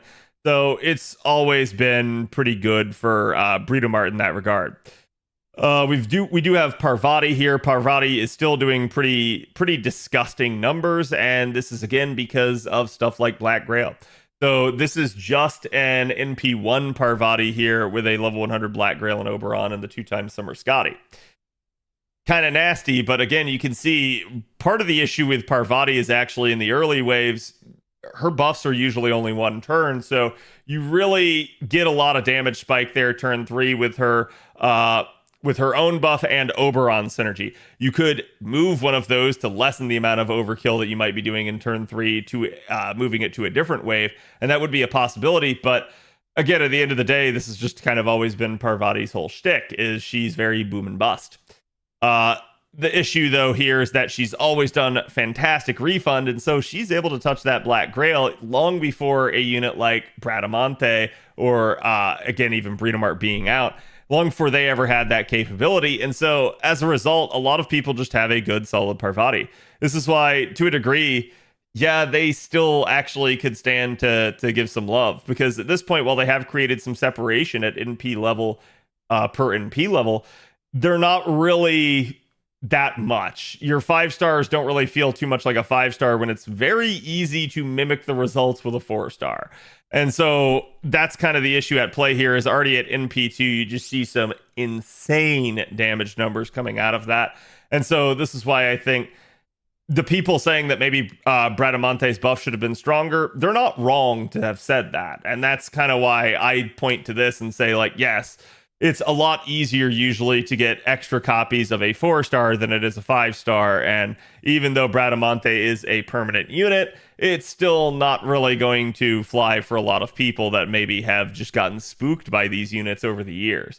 So again, it's entirely possible as well that you could have a much higher NP level there, and thus you would just kind of be doing a lot of extra like damage capability.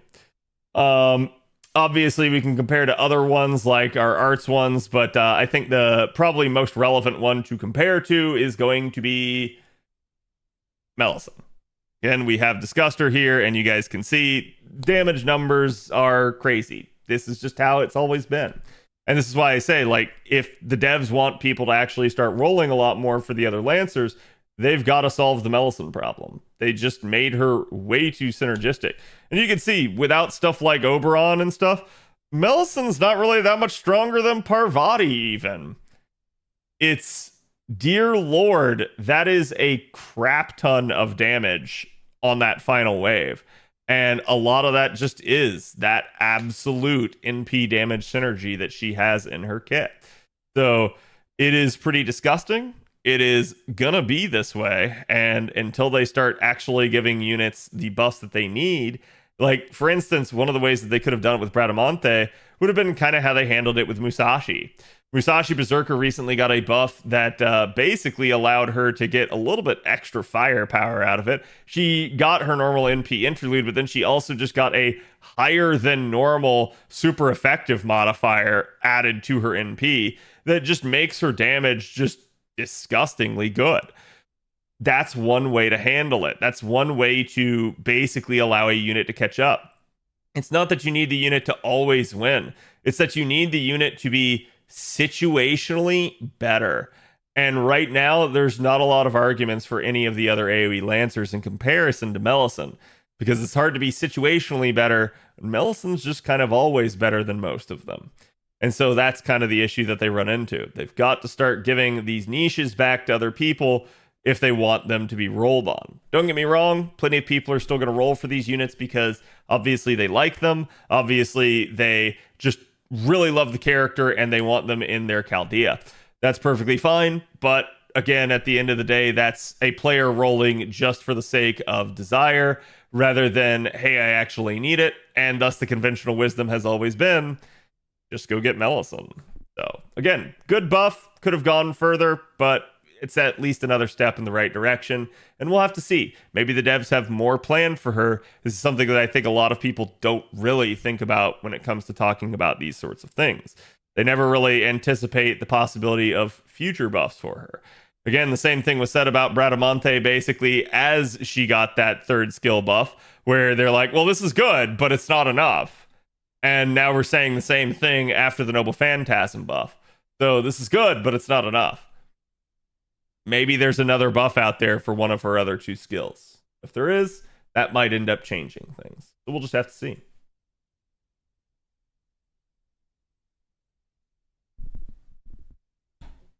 Gil got buffed a ton already. Yeah, Gil's one of those units that they really like to keep on top, right? Like he's just been always not only a fan favorite, but a developer favorite. Everett MP2, yeah, and I think that's one of the big things, right? Like as we start talking about the possibility of having her at additional NP levels, right? You start looking at the NP2 and it's like, hey, at NP2 you're starting to hit like Melisande numbers here. Sorry, it's a little bit off the screen. Let me zoom in over here. So it's like you are starting to approach Melisande levels at NP2.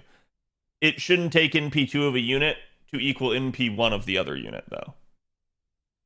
Right? That tells you that's how big of a gap there is there. Because NP2 is something like what? Like a 35% damage increase in a lot of cases. So it's like, god damn, that just means the Melisande's like 35% stronger. That's way too big of a gap. Who is Breedomart? Breedomart is so they're both quick AoE 5-star Lancers. Bradamante is the 5-star AoE quick Lancer of ass. Breedomart is the 5-star AoE quick Lancer of titties. Okay? And right now you're looking at that and you're like, what the hell, Cad? That makes no sense. Have you ever played the Metroid series? Because this is like a Metroid suit. And then you go like, oh, that's what's underneath that. God damn. And so it all begins to make sense. Okay. So, not that she doesn't have a nice ass too.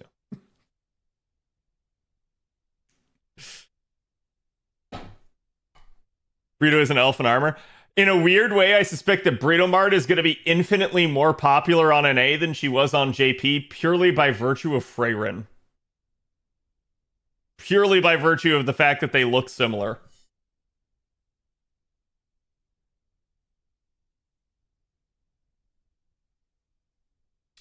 About Valkyrie's Parvati, who do you feel you take more often? Neither. I really don't take either of them that often.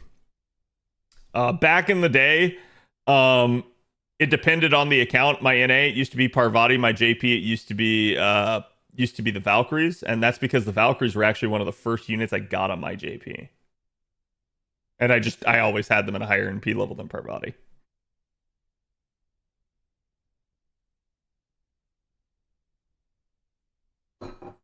I don't know. I think there's a big difference. Well, yeah, I mean, this one has pontoons, right? Because that's how she's able to stay afloat. It just makes sense. Yeah, combined with Fern. Yeah. It's Mecha Fern. Mecha Fern right here. She gets in and it bestowed upon her the gift of Booba. Floaties, yeah, floaties. Is a regular Scotty better for looping? No. So the logic here goes that Summer Scotty is better because Summer Scotty has the second skill has basically buffs that get carried between the waves with you versus OG Scotty having a 30% defense down. They're largely very similar, but one of those is kind of a one wave use. The other one is I get to use you all the time. So it's kind of considered to be that way. To a degree, I still like OG Scotty's kit a little bit more in some ways, but I do like Summer Scotty.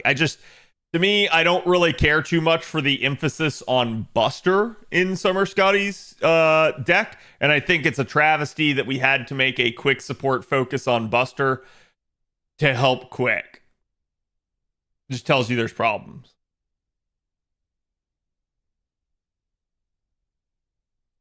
She definitely freed something, yeah. Is an OG Scotty better for Bradamante since she has the Arts Quick deck? Not really, right? Like, and the reason I say it is because it's not gonna like give her access to an Arts buff. So like, yes, to a degree, I see what you're saying. The emphasis on Buster doesn't really help Bradamante's singular Buster card, but shit, if you get the singular Buster card at the right time, it does. So at the end of the day, you still have a quick buff, so it's just the crits that are different. Yeah.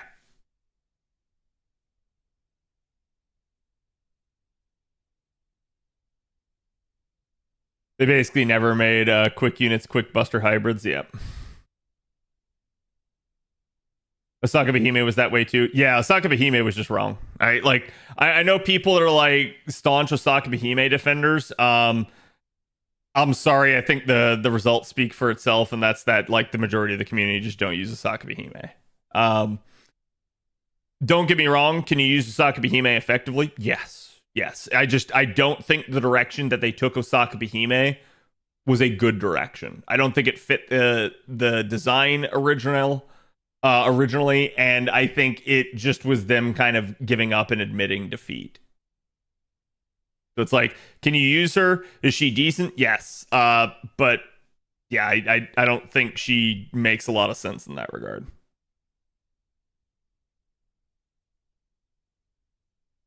I wish OG Scotty had a star bomb. Yeah, that the star bomb is one of the nicer things about her, as well as the like stars per turn if you happen to have a quick unit that wouldn't be producing a lot. But like there's a lot to like about Summer Scotty, particularly even like the offensive Noble Phantasm. You can utilize her as part of the comp if you so choose. But yeah, I do think that that's kind of one of the issues that you run into is basically that that Summer Scotty just has this overemphasis on Buster. And if you're a unit that's not really tiered for it, you don't really care. But at the end of the day, you don't necessarily have to care. Especially if you just loop right through it, automated like 3 turns, and just like you never have any carding that happens. If you don't have any carding that happens, what do you care about Buster Crit? So.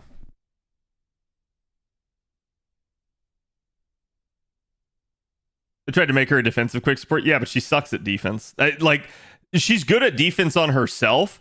She's not good at like protecting the party. And that's one of my gripes with her, is that if they're going to make a challenge support, she needs to be better at protecting the party. She needs to actually like help keep people alive beyond just, ooh, I strip buffs and gives max HP up.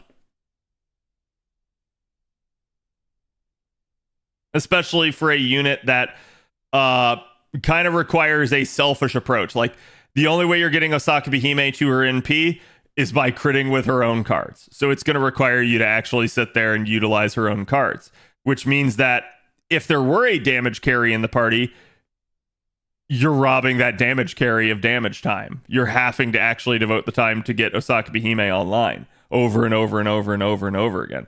And this is why so many people do solos with her as opposed to, hey, I'm going to put her in a team comp.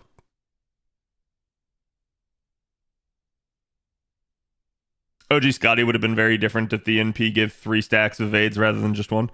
It doesn't even necessarily have to give 3. I just wish it gave 2, and I wish they stacked with other forms of evasion. I think that would be insanely good. But more than that, I think Scotty, particularly OG, needs a path to getting to her own NP. I think that is a problem that she runs into. Chat, we did also have the new CEs that came out for Chaldea Boys. I'm going to go out on a limb and assume that fandom does not have them.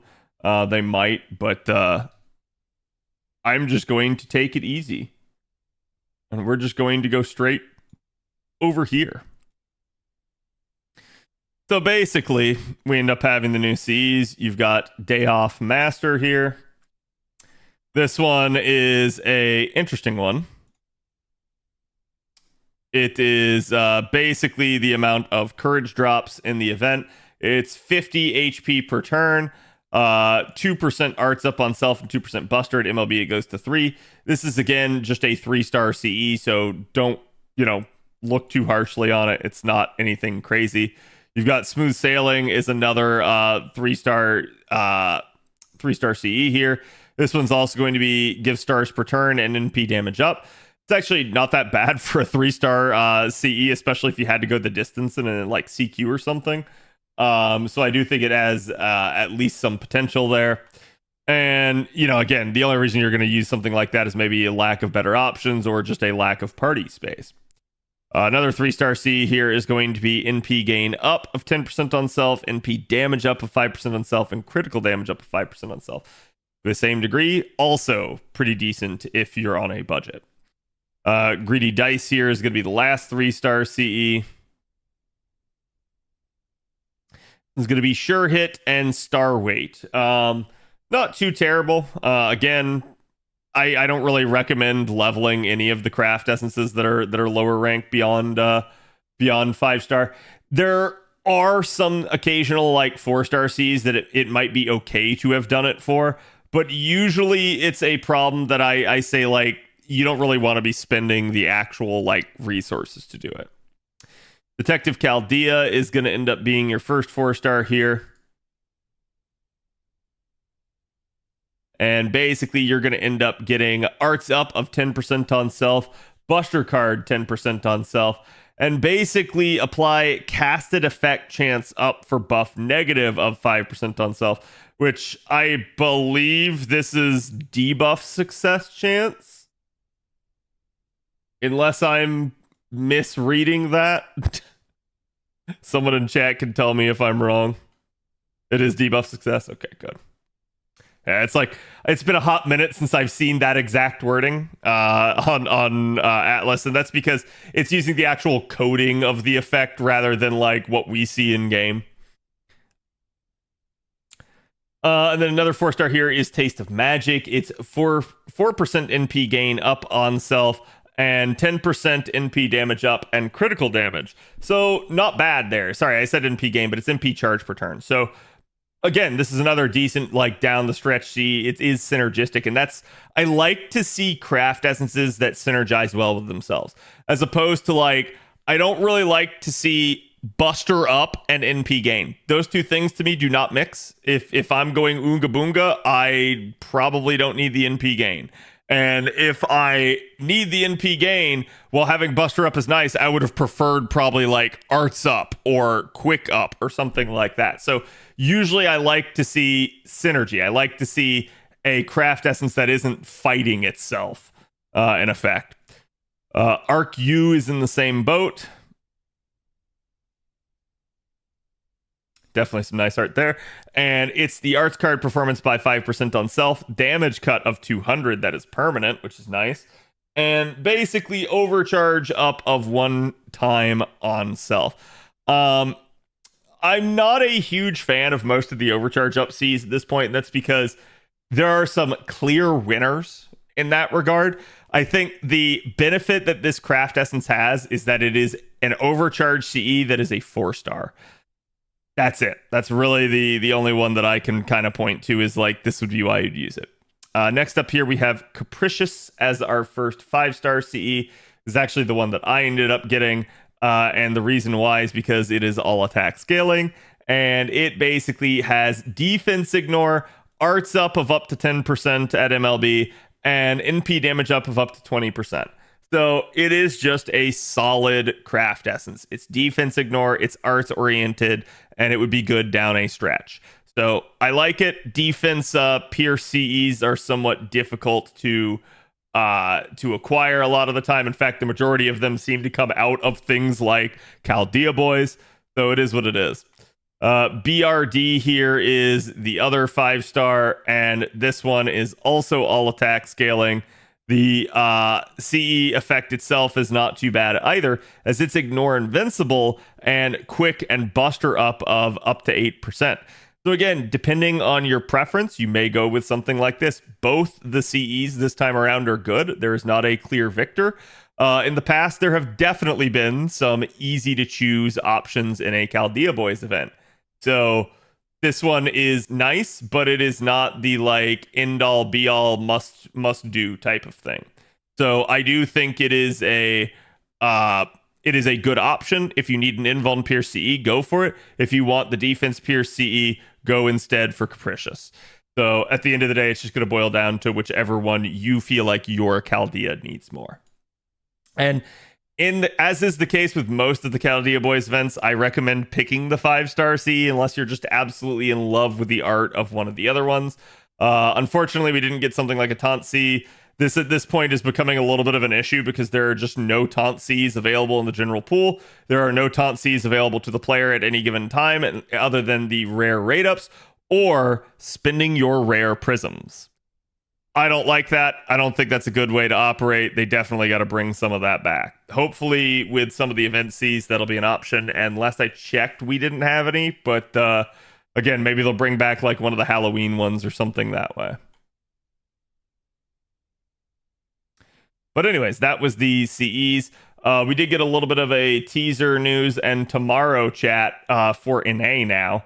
Tomorrow we are getting basically Roadto7 again because they just came out and were like, woo, it's starring Rumi Okubo. And actually, Trubs, I don't know if you're still listening, but did the Lost Belt 1 Roadto7 also star her on JP? Kenji Akabane and Rumi Okubo?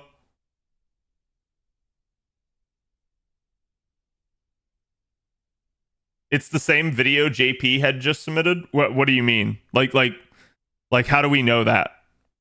Like I know we're like I can click on the link, but like how do we know it's the exact same video? They've already said it's the same video. Where did they say it's the same? Oh, originally released back in 2022.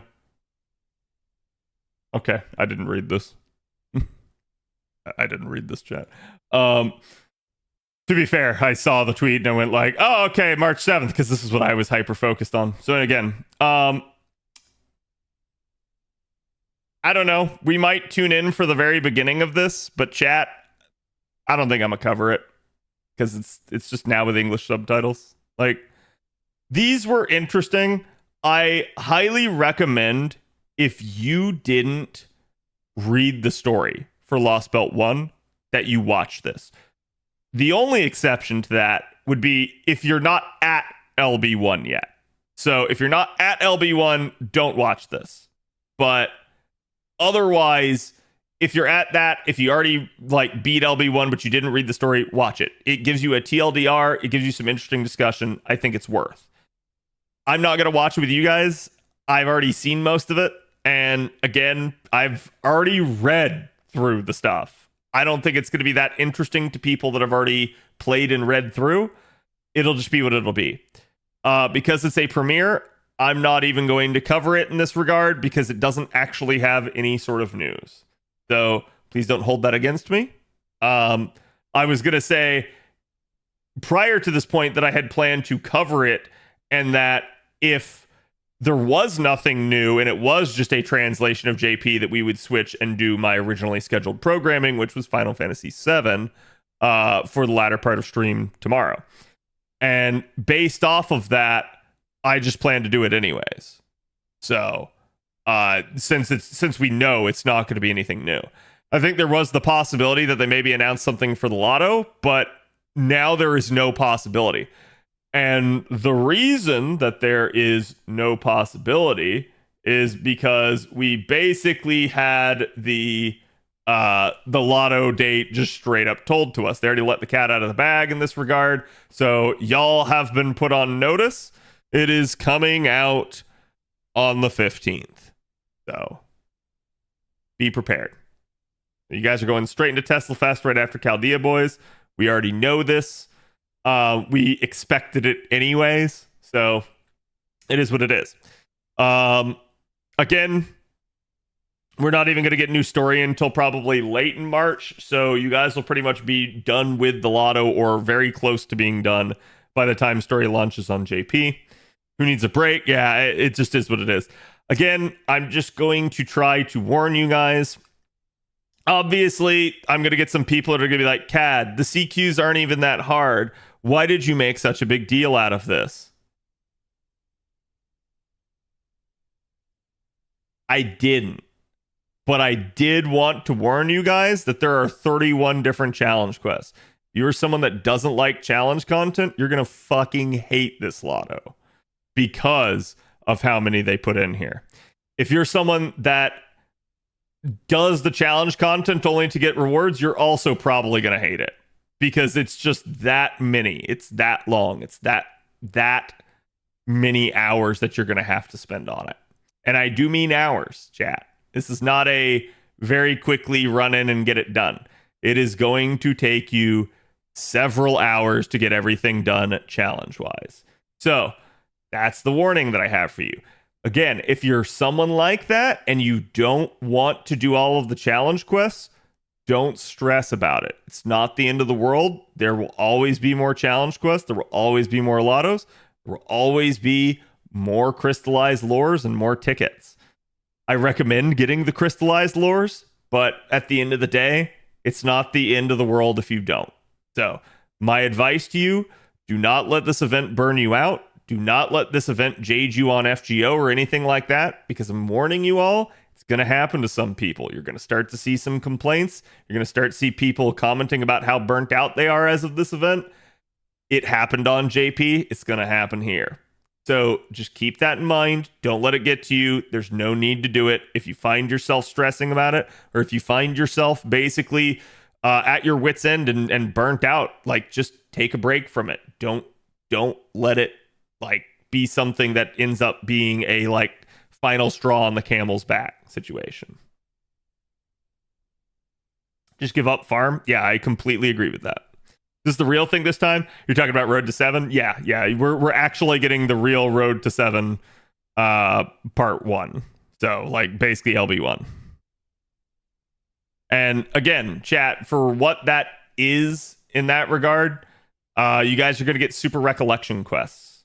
You're going to get recollection and super recollection. Give you guys an idea. I'm going to go ahead and show you. That's LB2. You guys will be getting that probably at the end of March. But here is the LB1 one. You guys basically, for a limited time, get the interlude quest for all servants related to Lost Belt 1 will be unlocked. The annoyance to this is that it is literally happening during Chaldea Boys, so you have an active event ongoing. But if you don't have one of these units, you get to do their interludes and strengthenings regardless. It's really nice in that regard. And actually, it says interlude, so maybe strengthening is not the case, but I could have sworn it was. But again, that's really good because not only does it allow you to get to experience the character story and stuff like that, but it's also allowing you to further your milestone. It's allowing you to get the reward for clearing the interlude. And then if you ever do acquire the unit down the line, boom, there you go. You now have it done. So it'd be something you didn't have to work on down the line. So it is really nice in that regard. We talked about it a while ago. Yeah, I could have sworn it was strengthenings as well. I think there's other times that strengthenings are available, but yeah, I think it's just the interludes with Road to 7. So again, that's some nice stuff. You guys can see you are going to get some additional ones here. And basically, you're also going to get an Ivan strengthening here. This is the Lawful Chaotic. This is the point where Ivan actually pops off. At this point, Ivan becomes pretty stellar and one of the best, like, 3-turners for all riders, especially if you have the makings of the Buster system with Coin Sky and Oberon. He does require Oberon, though, because 30% charge. But again, you can see for a limited time, Servant Strengthening quests and interludes are half AP. It usually is only for the affected ones. The chance of super and great success is also double experience when leveling. Again, only for the applicable servants, and 2 times friend point gain whenever you use those applicable servants as a support. Blah blah blah blah blah blah. They got full screen NP updates, but we already have those. And then you got the recollection quests. So, chat, there are 3 different recollection quests. I don't know how much of it you guys would consider spoilers, but we'll just go ahead and show it to you. Again, your recollection quest right here is basically Amadeus altar, and then the super recollection. So again, let this show you guys here, chat. Oh look, Amadeus altar, 147 HP, 165k, right? Not too bad. What's the super recollection? Oh. What if we just inflated the health values by over 10 times?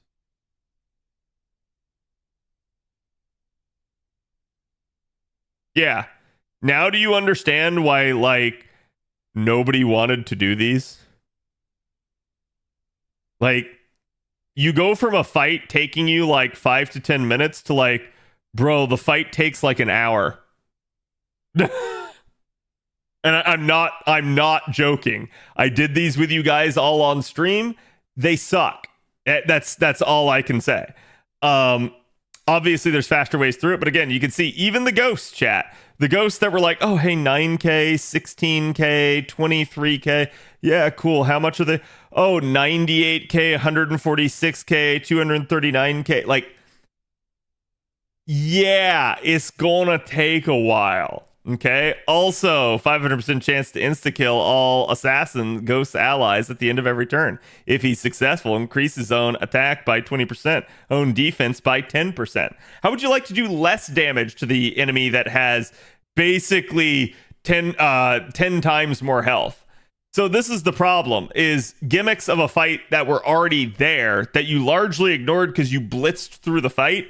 You now have to battle in a slog, a long, drawn-out fight over and over and over and over and over and over again.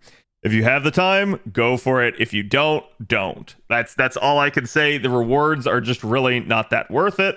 Again, you do get the notable drops from completing, but basically they're pretty samey, so it's not that big of a deal, and it's just a singular copy of each of those. Plus, you end up getting 10 teapots if you complete that first one. Your second one here is going to be the Minotaur fight. Oh boy, chat, how's that health looking? So thankfully they don't do this to all of them, but they definitely did it to some of them early. Again, there you go, another 10 times health. So have fun.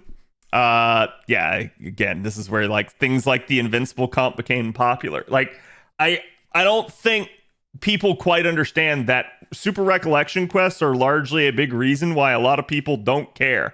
Between this, the super recos, and basically Tesla Fest with 31 different CQs and advanced quests, people just got tired of this shit. They didn't want to deal with it. So it was one of those deals where a lot of people just looked at it and said like, yeah, all right, whatever. I don't care. And that's, I think, what happened. A lot of people just decided, I don't care anymore. Your last one is Anastasia, and thankfully they didn't 10 times Anastasia's HP. Like 5. It's only 5 times this time around. So that's a good one, right? I can tell you flat out, this one was also somewhat difficult because she does get some annoying crap in this fight. Particularly certain things like Invuln Pierce and Buff Block. But yeah, I think the big problem that you have with any of these fights is you have to find a way to survive against them for a long enough time to keep dealing the damage. As long as you have that, it's not the end of the world. It's not impossible. Okay, so that's your super recos. That's your recos.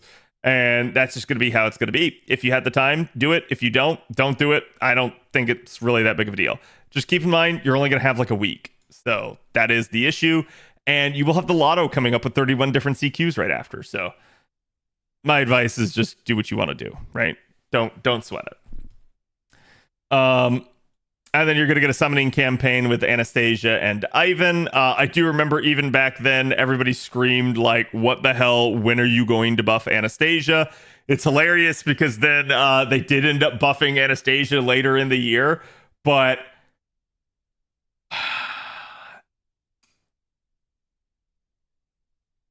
it's still not enough. and that's kind of why everyone just keeps yelling at the devs over it. But you do have Salieri. It's probably going to be one of the better times to pick him up this year. He should be on rate up throughout all of it. Again, you can see no matter which banner is available, he's on it. So the problem is, so is Avika Bronze. So while you're sitting here hoping for Salieri, expect to get a lot of Avika Bronze just to salt you. It's just going to be a thing that happens, and we already talked about this. This is one of the only times to actually get the rate up craft essence from that. You're also going to get some new craft essences added to the game. These are not like the end-all be-all of craft essences, but they are a thing. Phantasmal Prism Princess is one of the interesting ones. It is a new version of Black Grail. It is a shittier version of Black Grail. So specifically, it's the exact same as Black Grail, only it only works on Berserker Servants, and it has less attack scaling. The only upside is it does not have the damage per turn that normal Black Grail gives you. So it just kind of sucks, if only because, yeah, it's another CE that's in the pool, that's in the general pool, that like, oh, hey, did you want Black Grail to get your MLB? Yeah, too bad. You got Phantasmal Princess. So that's going to be a thing. It's going to keep happening. Just expect it. But again, it's not a bad CE in and of itself. It's just, it's very restrictive in how it works. Illusionary Confessional is not too terrible either. It's kind of a power creep of an older CE. It's defense against male enemies and NP gen of 25%. In some rare scenarios that you're up against an annoying male enemy, yeah, you can actually use that pretty effectively. And then Paradise of Flowers is basically a revamped version of Seal Designation Enforcer. It's quick up, star absorb, and all attack scaling. So again, you guys can see basically these two CEs are getting retired as a result. It's unfortunate, especially because the Seal Designation Enforcer is some god tier art. And as a result, like, it just sucks that they're removing it.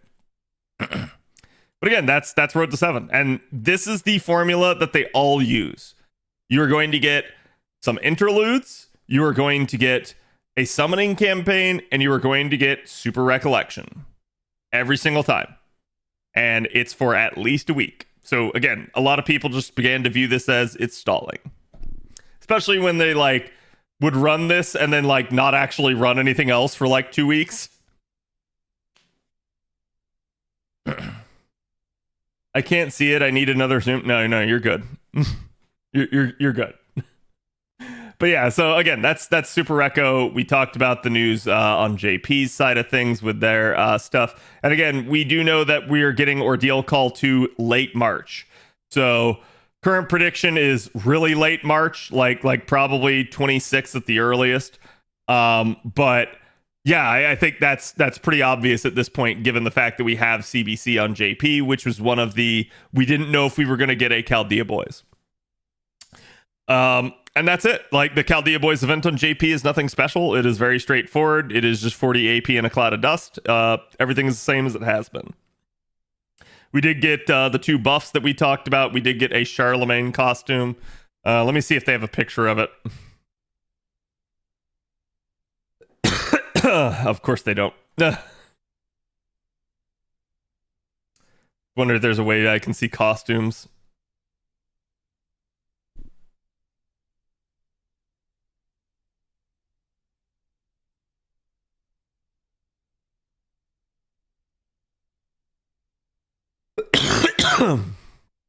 Doesn't look like it. Unless it's considered a simple one, but it shouldn't be. Nope. Not unlocked yet. Okay. 3 weeks though? Yeah, I mean, welcome to JP. Okay, like 3 week events are the norm on JP. Chat NA, you're headed there. You're gonna start getting 3 week events this year. I'm trying to remember when our first real 3 week event is. I know we have them by summer.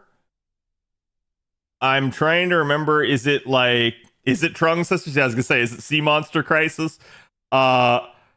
Because that was gonna end up being my guess. But so Sea Monster Crisis, chat, will be the next thing after the Lotto.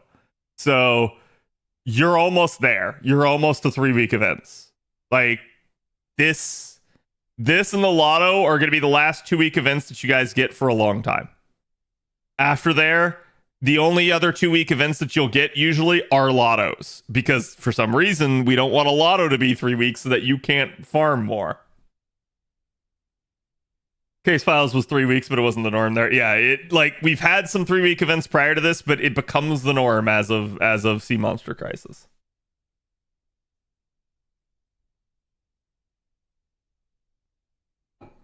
I'm cool with that guaranteed shop clear. So about that, actually, we just got done with Valentine's Day on JP. I had to pop 3 apples to finish it. So not guaranteed. And you guys know I game the system to get more efficiency out of it than the devs think that you can normally get. So I don't believe the JP Valentine's Day event was tuned correctly. I think they actually like kind of messed up and were a little bit overzealous on it, but that may be by design. They may have done it on purpose.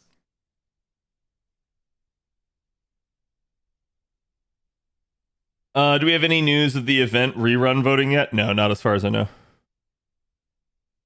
Like, I'm sure we'll find out when they want to tell us, but they haven't seen fit. And chat, yeah, like Avalon's saying, best guess might be something like Golden Week, which is in May. But it may be the case of like, it may not come out anytime soon. Like, think about this too, chat. Like, we know how long it takes them to prepare an event. According to them, it is not as easy as everyone thinks to do a rerun, and it's the equivalent of doing a new event. So it may be the case of like you don't even find out the voting until like anniversary, and then like you don't even get the event until next year.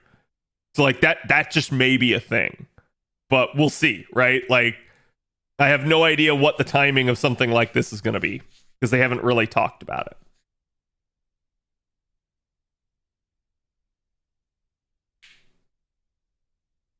It's designed around using the silver and gold apples it gives you every day. Yeah, 100%. Like, I know I'm gaming the system. What I am saying is, like, prior to this point, there hasn't really been an event that's caused me to pop more than 1 apple. Like, because what I do, chat, is I load up with as many Cs as I can, preferably 6 slot. Even if it's, like, 3-star Cs that I had to roll from the FP gacha, okay? So I usually load up 6 slot and I go do the 90++, and I don't care about 3 turning. I just take however many turns that I need. Okay? That is my recipe for absolutely stealing apples from the devs. Because, dear God, I have done the majority of the events that way. And that's how I also know that Valentine's was tuned differently. Because it just came out differently. Like, almost all of them had been either no apples required or 1 apple at most.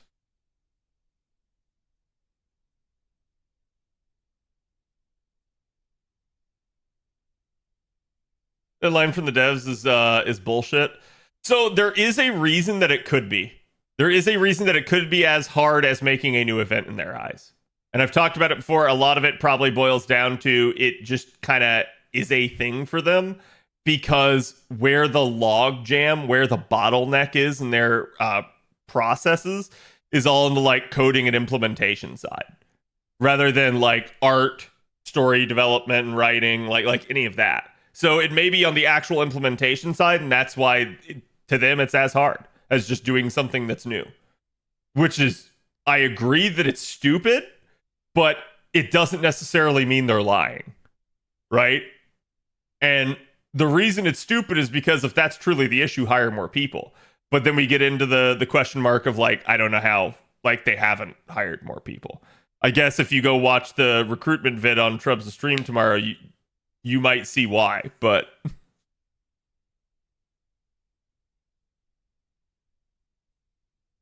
I think it's just the coding of the game itself that makes it hard to work.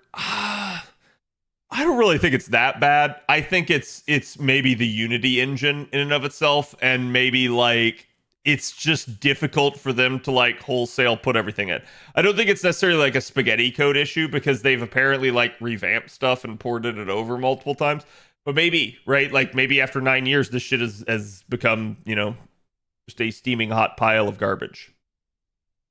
So I guess they also have to add stuff and interactions into the rerun event that weren't present back then. Yeah, and you also have to completely retest and quality assure the new rerun, because the rerun is now coming in a completely different environment than it was in before. So therefore, it's entirely possible that there's just new bugs, which is crazy, but it's a thing that definitely happens. Look no further than an A, where we get an update sooner than we should have, and it breaks because of that.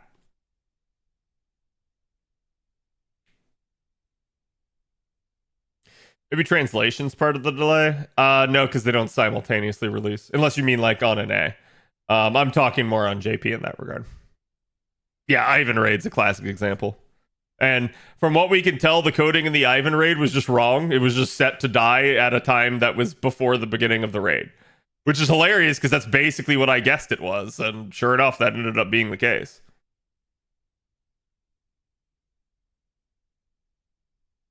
Don't forget the Halloween 2 rerun with the bugged quest. Yeah, it's happened. That was funny. There's still some people that are massively upset about the whole Ivan raid thing. I've told you guys before, like, there's no point in getting upset about it. I think the majority of the people that were deeply upset usually are like people that just cared way too much about either the material that Ivan dropped that will be dropped in later Lottos, or the like bond or whatever that they would have gotten off of Ivan, which they could have gotten by popping an apple somewhere else. So I don't think it's a big deal. People made way too big of a deal out of it. The important aspect to it was that it was a egg on their face. It never should have happened. And I like I said, I'm okay with it because they gave like apology type stuff. But yeah, it's a travesty that it happened, but once they compensated, I had no issue. So I don't know why people really did still. Those people are just looking for a reason to be mad. Yeah, and I'm gonna say this: at this point, you don't need a reason to be mad. Like there's plenty of other way more valid reasons, like to be upset with the game. I think that's just grasping at straws, right? I think the problem is if the Ivan raid didn't matter, then a lot of the raids didn't matter. No, the Ivan raid didn't matter because you had the other raids still. And at the end of the day, if you had gotten none of the raids, then yeah, that would be a huge problem. But no, it's not a huge deal in the grand scheme of things. I was fine with the compensation. Yeah, and like a lot of people just didn't understand that the Ivan raid would have been dead in like an hour. So like people are like, oh my God, I missed out on so much. No, you didn't. You didn't miss out on shit, chat. Like that's kind of the issue that I think a lot of people don't get. Those raids were not going to last very long. Take how long the second raid lasted and understand that the first raid would have lasted less time. The important aspect is A has the record for the fastest boss kill and always will. Yeah, I do like that mentality. That one's kind of funny. The only one that even mattered was the final one. Like I said, I can at least empathize with the people that wanted drops off of Ivan. But yeah, no, I mean, nothing that Ivan dropped can't be gotten elsewhere. Like, I didn't even really have a plan to farm Ivan.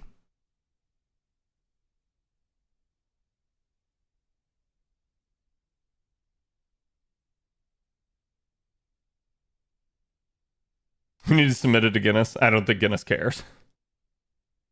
It's not like you lost Bond. It's still there. Yeah, and that's the other thing. It's like, the way to think about it is your AP is what matters. So the only argument is that you had to go spend some of that AP elsewhere, but it was easily rectified by just going, ooh, I pop an apple.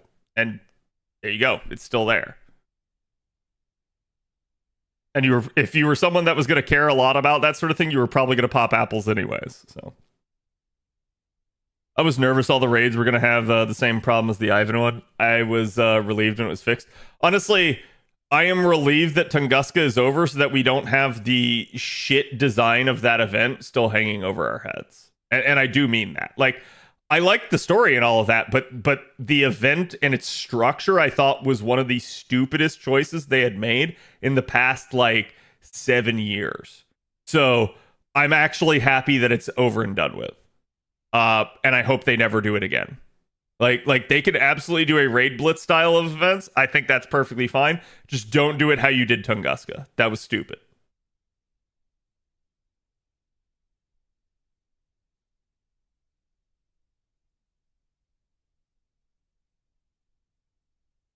Does the main interlude of Tunguska have raids? Good question. I'm sure it has like the required clear, but like the repel and stuff like that. But I don't think you actually get a like personal raid or anything. They can always release the bots so it doesn't take forever. I mean, they always do release the bots. NA has only ever rarely killed something without the help of bots.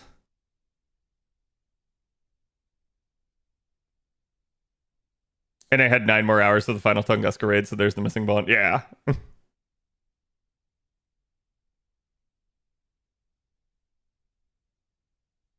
don't like a raid blitz event where Black Grail and very specific units are required? I don't like a raid blitz event where they lock a damage CE and tune the entire event to it behind the gotcha, which had never been done before. And I don't like a raid style event where the content is only available for a portion of the day. I think that's stupid. Make the raid available 24 hours. Like it doesn't have to be longer than that, but at least make it available for an entire day. Because that way, no matter what schedule someone is on, they can find the time to play. Whereas if you only make it for like 2 hours in the evening while people may or may not be busy, I think it's bad. I think people just naturally are going to get screwed by something like that. And I pointed it out back then too, that like when the crap happened, the NA team had no one to blame but themselves, because the NA team were the ones that tried to change the timing of it. They tried to change it to make it better for West Coast time, and it fucked them. And that's where I'm just like, yeah, okay.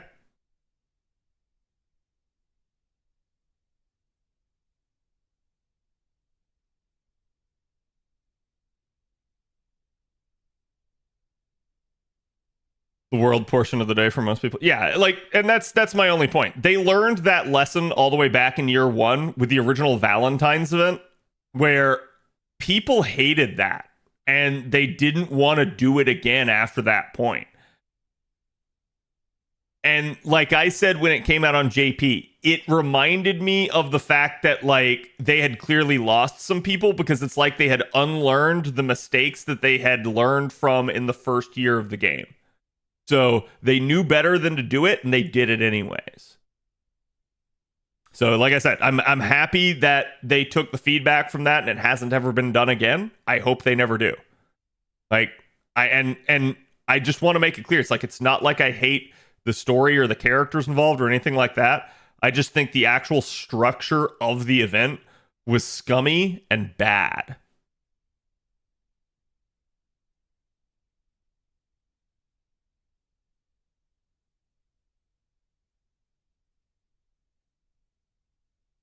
Only the second ascension for means, yeah. Good 8 is a repeat of Tunguska with raids being barely available? No. It works better as a main interlude. I do agree with that too. Oh, Nevis, I'm not sure what you were trying to post.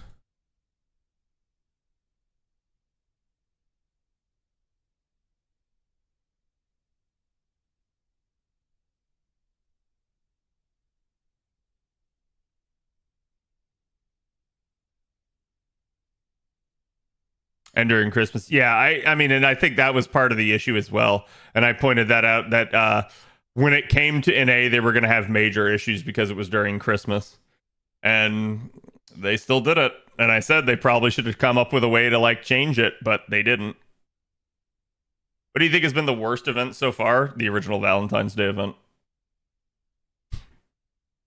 And I do mean that. Like not being facetious or anything. I have talked about it a couple of times on the channel. Everybody that did the original Valentine's event memory holes it and like refuses to remember parts of it because it was that bad. They don't even realize it. Everybody thinks back to like the Moon Dumpling event, which was 5 AP, so it was boring and repetitive. But nobody remembers the like annoyances of the original Valentine's event. There we go. Update queued. What the hell? The hell? I don't know why I had an update. What would have been the best or top 3 events so far? That one's a lot more difficult, I think, to name. Just because there's a bunch of events that I do like.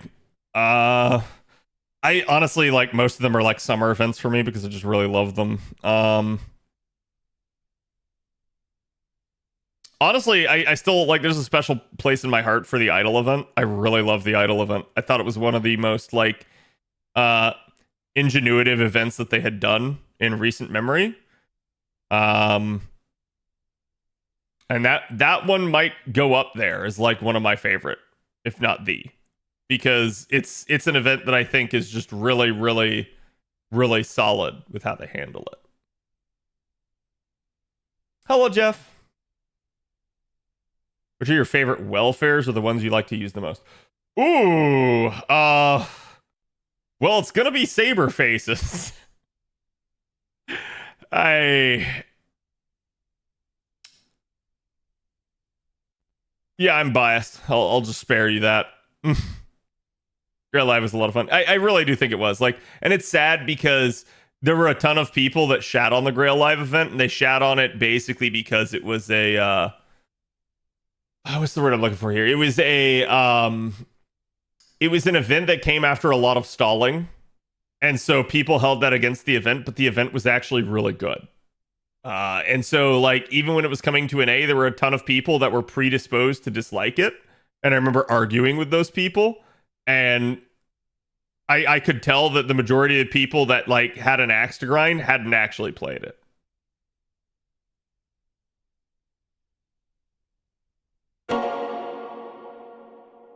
That's usually how it goes. Yeah. I think it's one of the big problems of having a, like, bisected community like this in FGO is that due to that 2-year gap, a lot of NA people or a lot of, like, English-speaking players that play on JP often let their perception taint the rest of the community and, like, pass that on to NA. Oh, chat, where did I end up?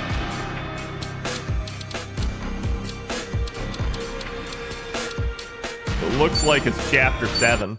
We actually haven't played Infinite Wealth in like 3 weeks. Expect Infinite Wealth to be...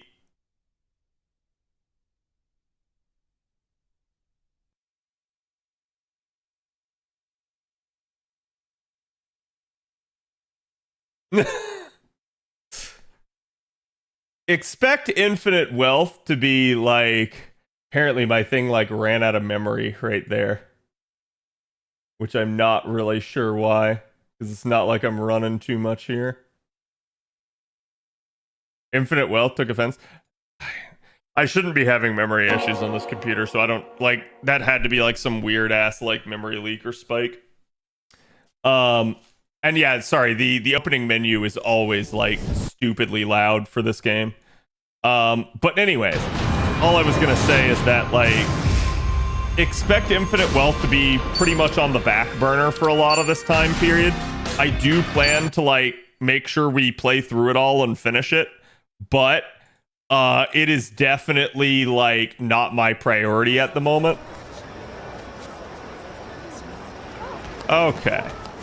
I'm trying to see where we ended up at, and I think we'll just go progress more of the story. Because that is, quote-unquote, the easy thing to do.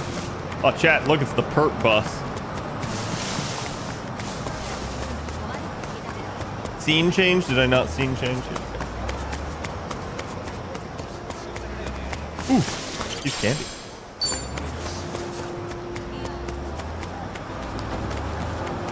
I see some people that I can quickly beat up. Think you can? Let's do it. Full power.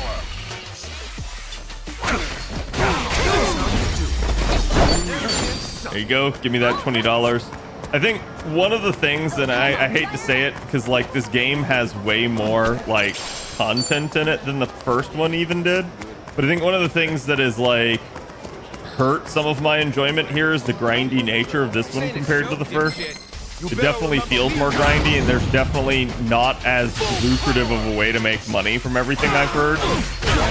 So it's definitely feeling like quite a slog.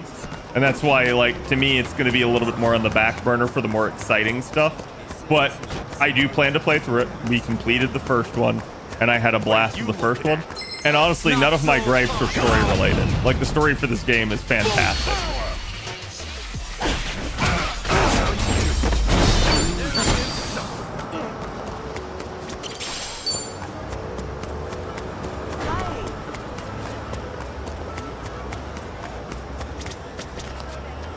This is a silver one? I don't know if you guys have seen this. This is basically the Pokemon of the game. For this? We have Sujimon, All right, and we boys. battle with them. Game faces, everybody. They burned their use of Denny Trejo too early. I mean, I'm okay with it. Oh right, I gotta remember the way that this works. Next one's gonna hurt. There's element counters, and it doesn't matter because I'm so high level.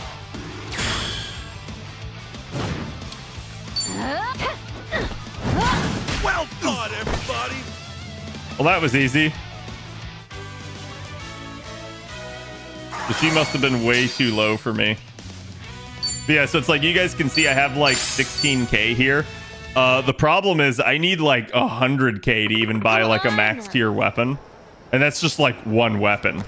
And you're gonna need multiple weapons for all of your people and shit like that. So it's like, yeah, the fact that I can't like get money easier is something that I think is like really bumming me out.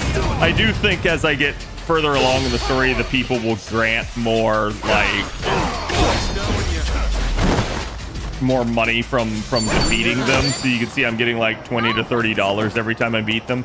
Originally I was only getting like 5 to 10. So I assume that'll keep going up and it'll get easier over time, but also the monetary needs are going to keep going up and get more difficult over time. Aloha. Wait. Gonna cry. Bring it on. Full power. Of all the villains in this game, I like Yamai the most. Yamai is like freaking crazy. But often I feel like it is the like crazy unhinged villains that leave the best like impression because they're so outlandish, right? Like they don't do things how they normally do. Let me picking up Dragon's Dogma. I still haven't really got the chance to look at it, but I think I will try. But let me do my research on it first. So it's a possible maybe, right? What's up, Sora? Had some family issues pop up. Oh no, it's all good. Always cheer me up with your screen. I appreciate it. Yeah, come in, rest a while if you got the time. Love guilty. Ooh, I can't wait to go in there. Why can't I go in there right now? The strip club is not open for business.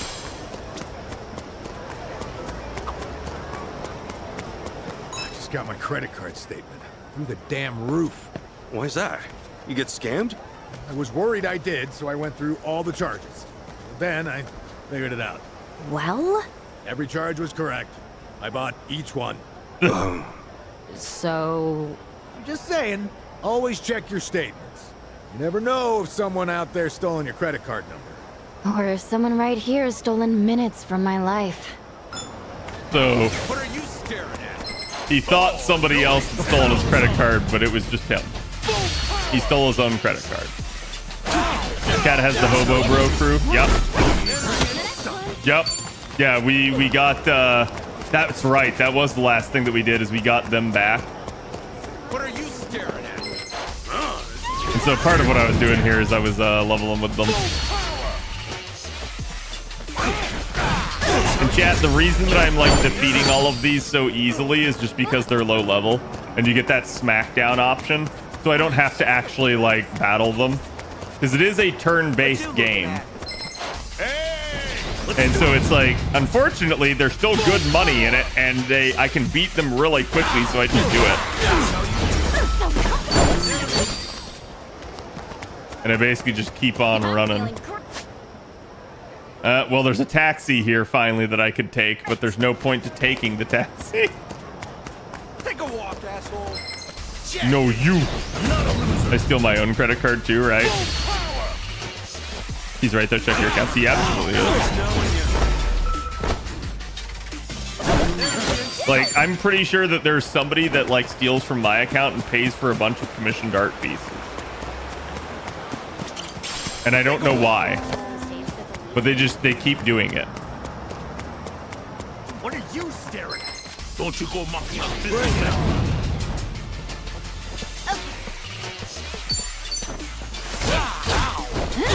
See, this is what it looks like if I'm actually battling them.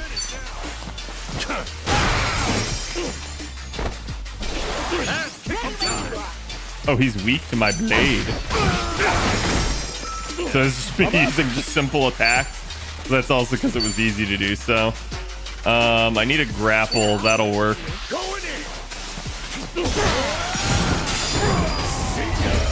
There you go.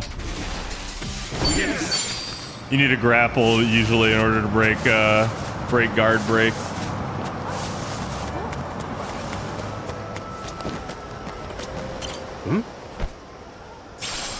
He's playing with the real Namba, not the discount Hawaiian version. Yep. Hey.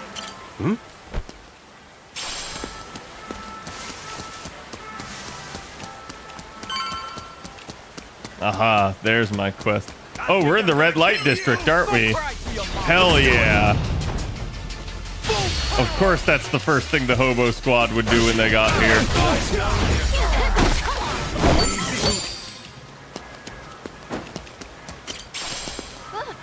A supreme herb. Make Chitose a geodancer smash.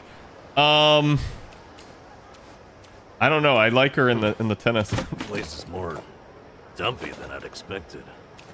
It's definitely not the ritziest part of town. Still, Hawaii's nightlife practically lives here, and Yamai's gang controls every inch. As you can imagine, there's a lot of Japanese folk. And Yamai's cronies? Where do we find them? Hey, we wander around enough, and they'll find us. If you recall, I'm already on their shit list for being a deserter. You okay, Tommy? You don't look too happy right now. I'm good. Actually, I'm more worried about Kiryu-san at the moment. Ichiban, there's a tattoo shop just ahead. The lady who runs the place happens to be an old friend of mine. Real in the know gal. She's no spring chicken, and she treats Yamai and his gang like a bunch of kids. He even respects her for it. Meaning? Meaning, if she knows something, Yamai's rat pack ain't gonna scare her out of talking. No kidding. Let's stop by. Miss anything? Only FGO related stuff. You didn't miss anything in the game here. Hey, check out that thrift shop. That is one sweet jacket. You're pretty big on American clothes, Adachi-san. Oh, yeah? Well, American movies did have a huge influence on my generation. Oh, man, there was one about a fighter pilot that made waves back in the day. Yeah, bought me the same jacket as the guy and went around airports listening to the score. Man, that takes me back. I was so young and naive. You have real good taste in clothes, though. So, what happened to that jacket? Well, I gained weight, so it doesn't fit me anymore. I used to be thin as a rail back then. Oh, all right. I like how, and then you see the picture of him wearing a jacket. He is literally talking about Top Gun. He used to be thin. Aloha! Ah, so this is 3-star stuff. Some of it is upgrades, but it's probably not worth the cost. 4-star stuff would be.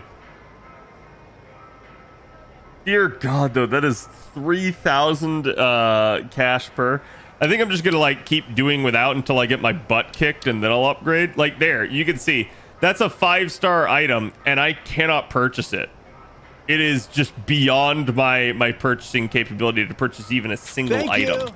So that's like, that's kind of what I'm talking about when I say like the money in the game feels like really shittily tuned.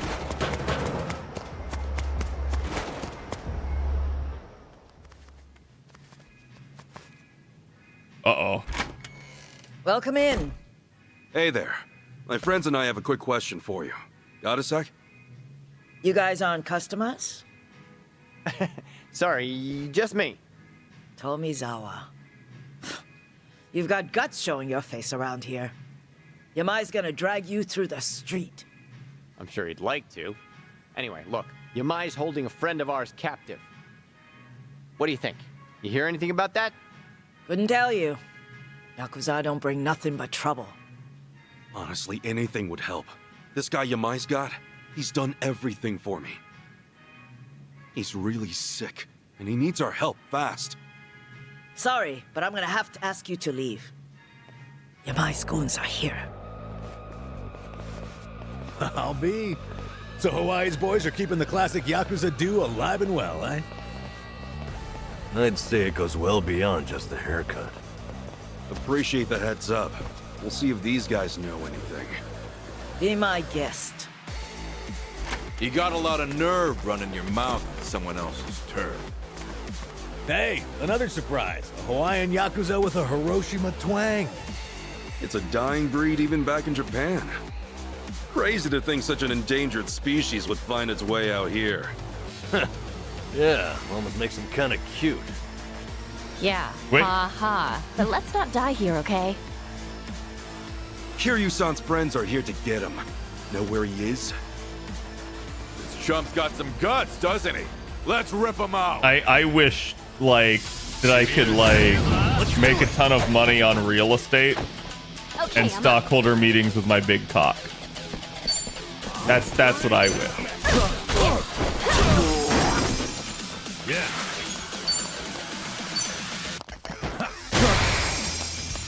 Ready when you So there is a, like, positional bonus. Oh, I think I lost the combo there.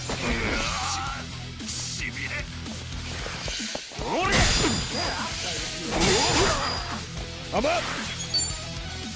Let's go.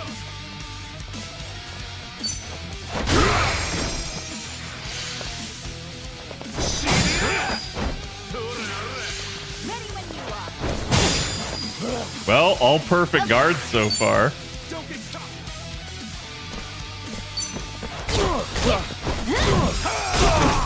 Nice combo. Okay. Ass kicking time. You're weak. Easy beat there. Okay, I'm up. You're in it now.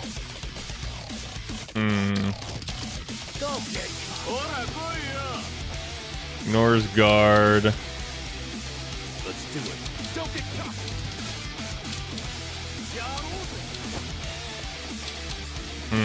Take your best shot.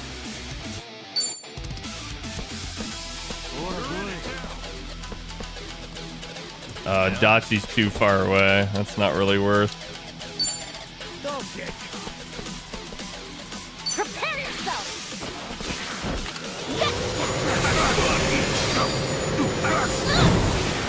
Let's go. So that's like the thief skill, is he used the maid vacuum. And I just still find that freaking hilarious. Yeah. Chat, behold, hobo magic. None of them are close enough. See if I can get this idiot to shift over. Because they do move around some. And if I could get him to move closer to his buddy over there. Well, I'm waiting.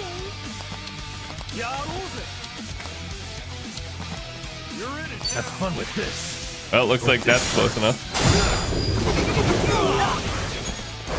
Okay, there we go.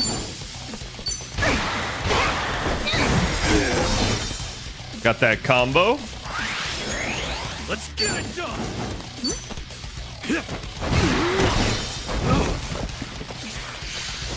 Purple powder. Oh, poison. Fuck that. I'm up! You asshole. On to the next level. Thankfully, I don't think stuff carries between. I'm even stronger now. Oh, he's not in the party. I was like, wait, he's a surfer? I don't have a surfer. At least in the I party. can back it up, asshole. Shut your yap. I ain't finished with you yet. Cut the crap and tell me where Kiryu-san is. Or do you want to get knocked around a little more? Come on, spit it out. Let's both walk out of here in one piece. He said it. He said the All line. right, fine. The theater building. Theater building? I know it. Yeah, see, it's right over there. It used to be a big playhouse. You might Can run Adachi and things Nanba from get the jobs? top floor. Yes. Which is really You know, if nice. you were good They to also trap have their own Kiryu-san jobs. somewhere. It really isn't a bad choice. I'll say, especially if Yamai's in there. But it's crawling with his boys, too. Yeah, but that won't stop me. We're just gonna go wander into the freaking cabaret club that the dude uses as a base.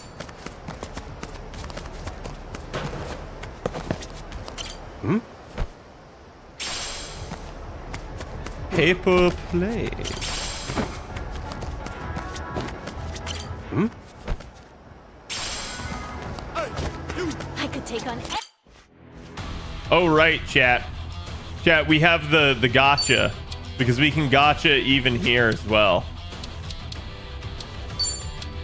So this is the Sujimon gotcha, and you can see you can get all sorts of different things, right? So like, you can get the dude with the flamethrower, you can get the hobo, you can get the security guard, you can get the weightlifter, you can get the sumo, and then there's also the Japan gotcha, where you can get the like T-posing chicken, you can get the trash present man, you can get, you know, I don't know what to call any of the rest of them, and then the Kiwami gotcha, which I haven't even gotten a ticket for yet.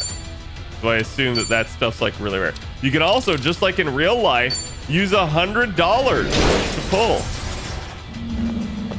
And this is what the summon animation looks like. It's people getting out of prison. Unfortunately, we didn't get anything rare. I would be able to tell because they'd be wearing a different jumpsuit. Game Chaser, Powered Tool, Lumberjack Ass, Blackmailer Damon, Misdemeanor Wiener, Dance Dictator, Self-Proclaimed Witch, Party Fowler. Nice! We're in this together! Wait, those two shouldn't be new unless it's like a different element.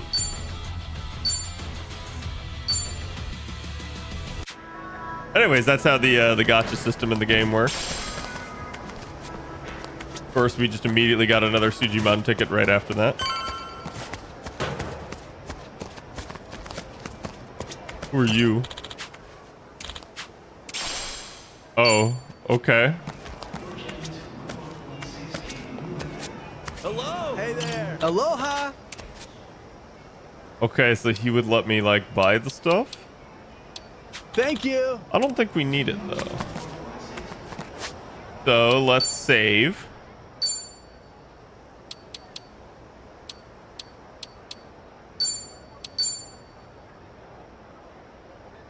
I like how that all came out of a gumball machine. Yeah, it's like actually a gacha machine though. That's what the original gachapon stuff comes from. So like, it's a just very clever like reference.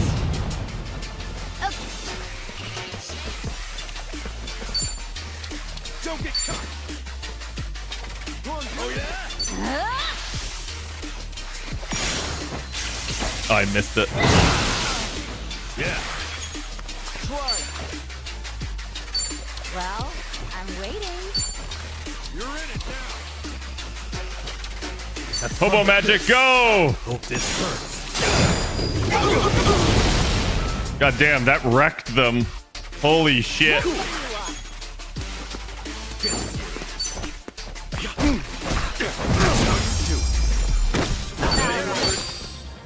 All right. I need to stop spending my mana on it though.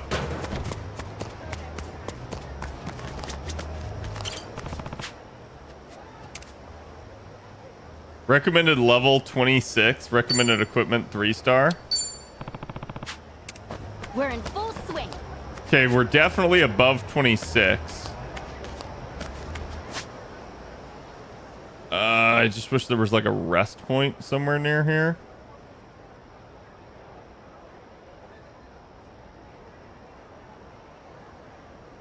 Wait, Liberty? Oh my god, they made the same pun as Helldivers. That's wild. Alright, help now. We'll see, because I'm actually not over-leveled for this. Tell me, Kiryu-san's probably pretty well guarded, right? Yeah, if you ask me, best bet's the top floor. Only Yamai's confidants can get in there. And I've only been up there a handful of times myself. You've had run-ins with our buddy Yamai before, right? What's he like? Well, he's tough as nails, that's for sure. More than anything, he's just plain eerie. You never know what that guy's thinking. It's the eyes. You don't get a stare like that without some crazy story behind it. Regular devil, huh? Guess we better watch our backs then. Yeah, but there's more. He's got some kind of weird charm. Loyal bunch like them's hard to come by. I see. Sounds like we showed up in the nick of time. You sure did. And man, am I glad. Okay, let's rumble! If you've got an ass, I'll kick it. Come on! Okay.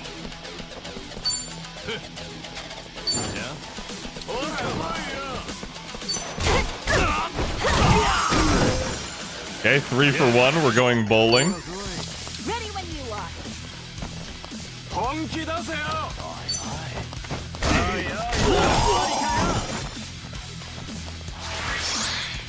Ass kicking time.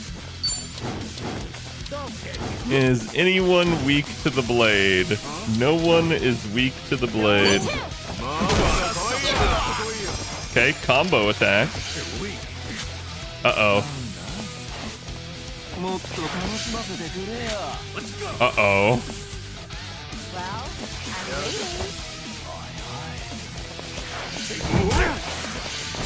I'm waiting. Oh my god, that attack is so fast.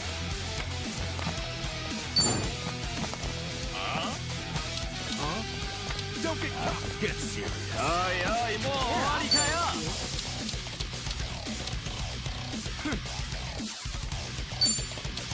You're in it now. Ready when you are. Let's go. Oh, I didn't get that one either.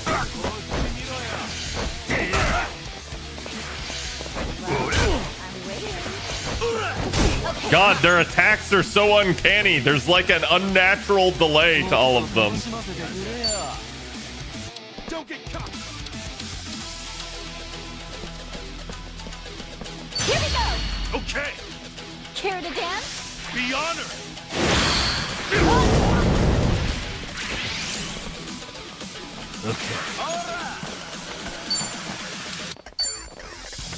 Watch this. Perfect. Hope this hurts.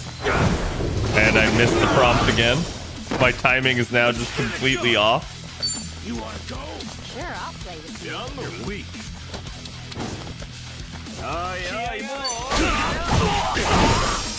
Okay. And of course now this asshole lit up his bottle. I can do this.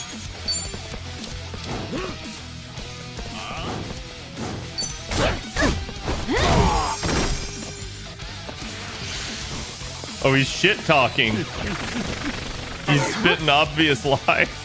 And she remains unfazed.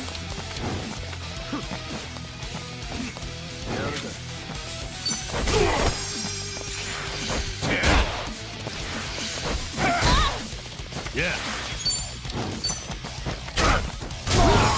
Okay.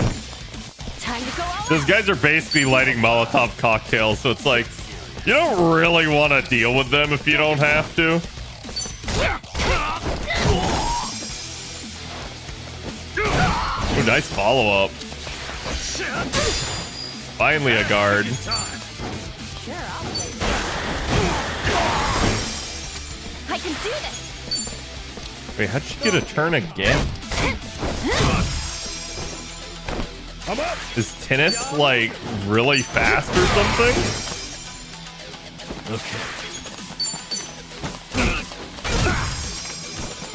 There we go. 416 bucks. That I will take. I had it in me.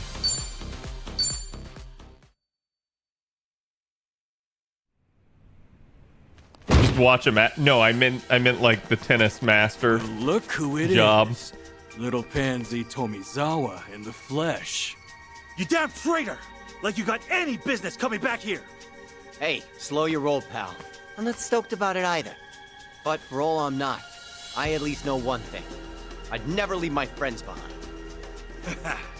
Well said, Tommy. No, fuck off! You wanna be brave? We'll put you to the test! I'm angry because you have friends. Okay, I'm up. Take your dopey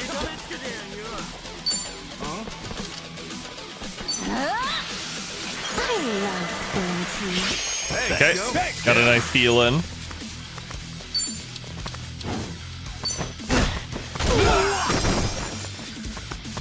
Ooh, nice follow-up. Let's get it done!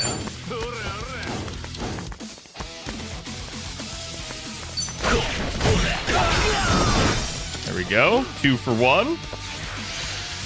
God damn it. Do not poison me, you piece of shit. Hate these guys. Let's go!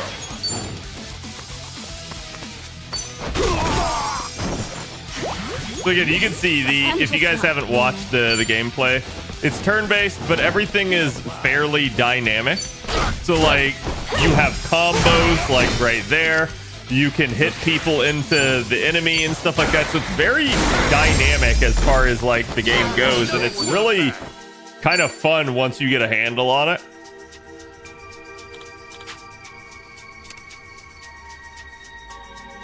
And you'll see, like, a lot of these are fodder fights. I will definitely have to employ more advanced tactics as we get to a boss.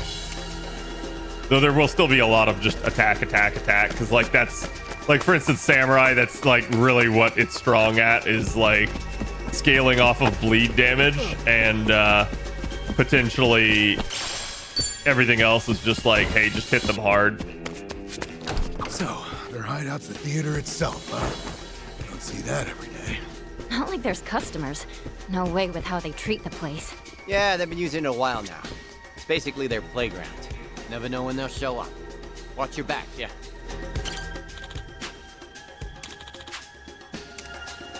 Find some stairs instead, so literally just don't take the elevator because I said so.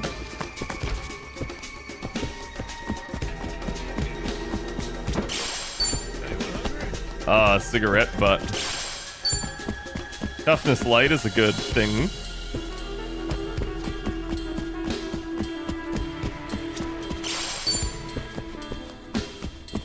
Dumpster bentos gotta taste pretty good, right, chat?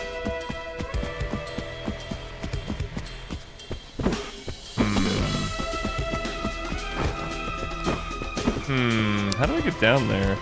I clearly must have to climb down from that ladder. Probably means we're going up. Means cutscene. Oh look, more enemies to fight. It's just like a Yakuza base.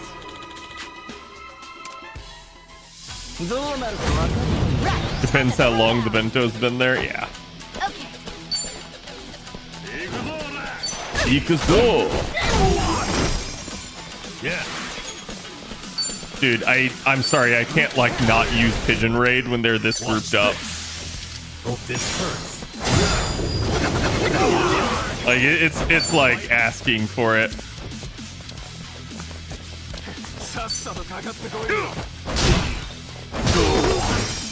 Okay, easy 1-2 there. Oh, yeah, there's the stupid bottle again. Okay, he's just observing. He got cut. Okay, where's the dude with the bottle?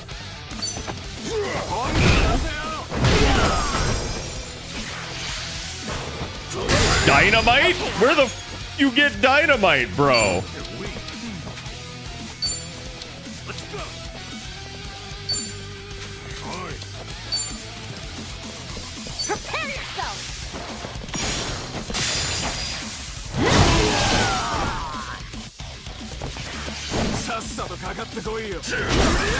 God damn.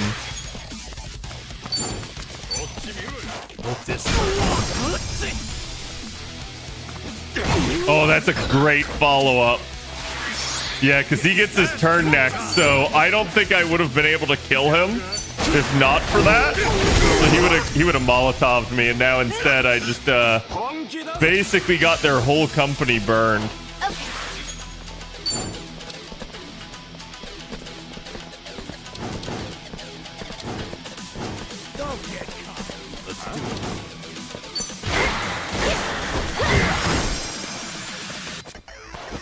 Free back attack and follow up may as well. Oh, he's also paralyzed. Nice. Ow. I'm up. Well, I'm waiting.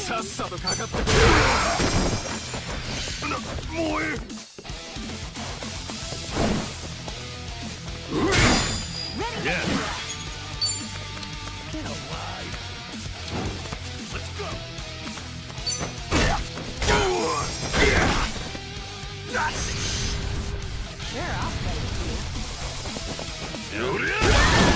Jeezy. Need a break.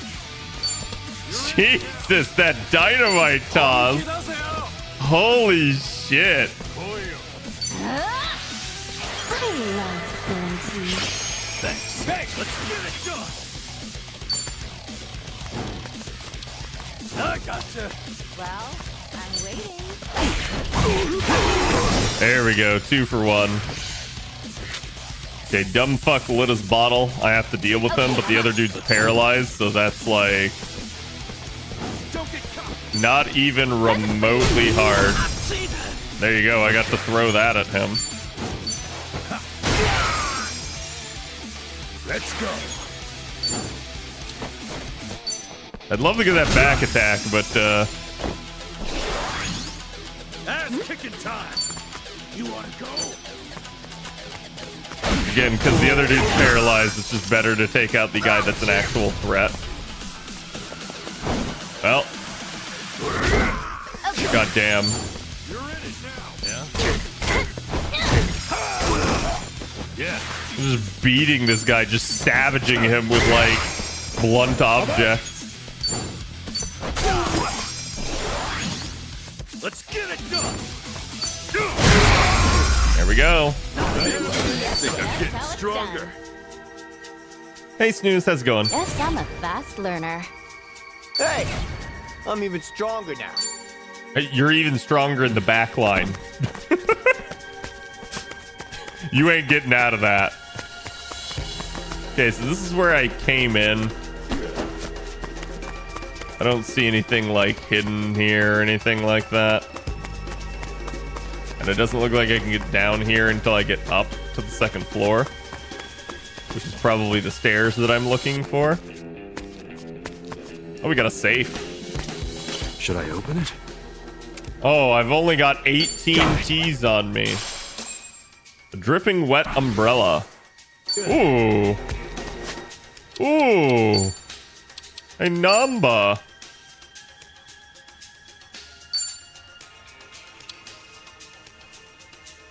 This is just flat out better. And is that like poison strike? Bro.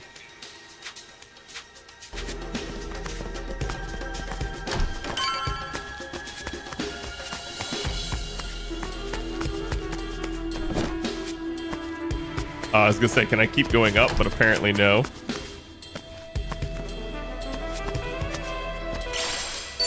Madame's visor.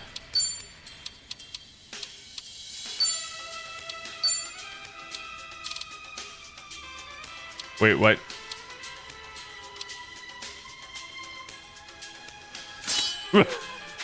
I'm just confused as to why Kiryu already has it equipped.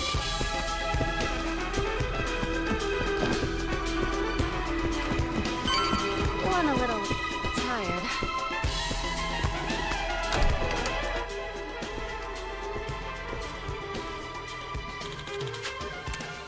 Well, at least none of these dudes seem like they have the Molotovs, at least.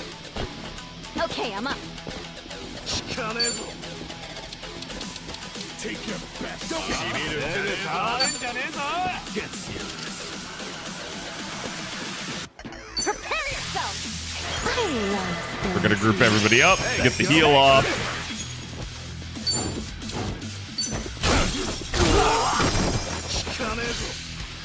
Stun gun. Ow. Is she stunned or is she just like lying there in that weird position? I'm waiting. You wanna fight? Okay, so we're basically giving everybody in the party now a free heal over time. It's actually the better way. I should have been casting it to begin with. Oh, freaking poison. You piece of shit. Let's go.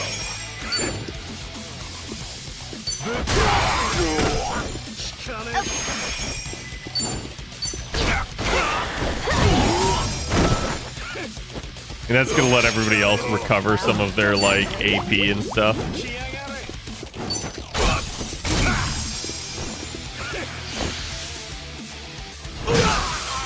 Jesus.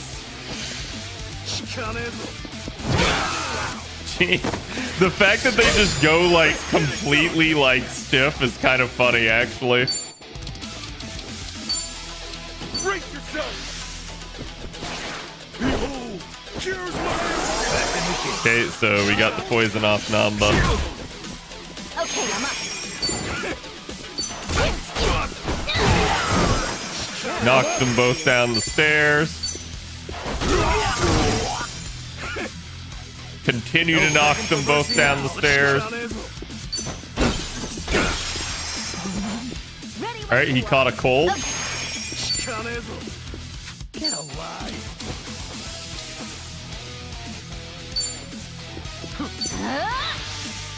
My first. That just does not hit that hard.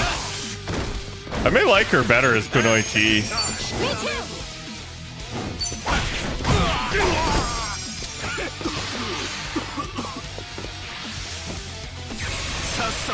Quit messing around. Oh, she's enraged. I think she's taunted, basically. Does Nanba have a guard break skill?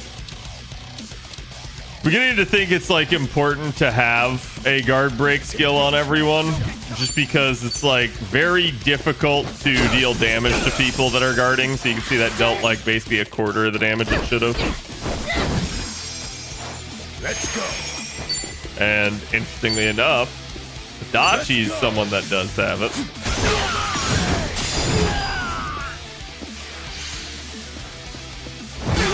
Don't you stun gun me! Let's get it done. You piece of shit!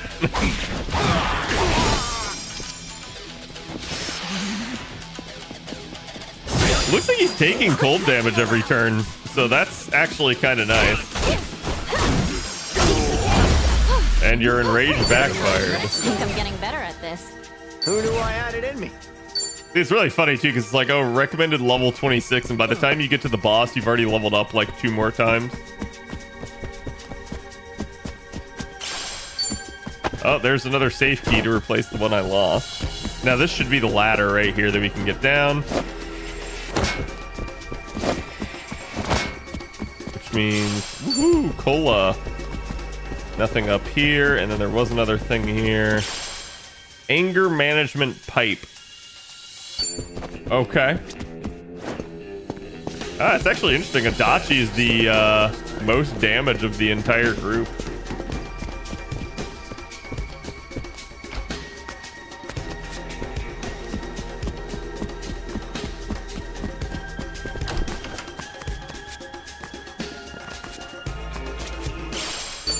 Iron fragments, which are worthless, and we should be coming up on the boss room soon.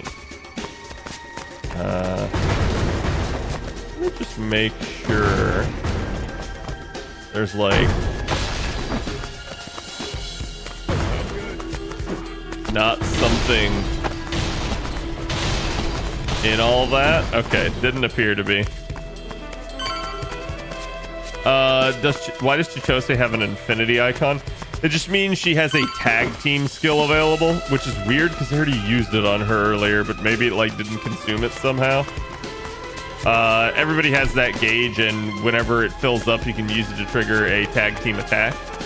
And it, well, I'll probably end up showing it to you right here.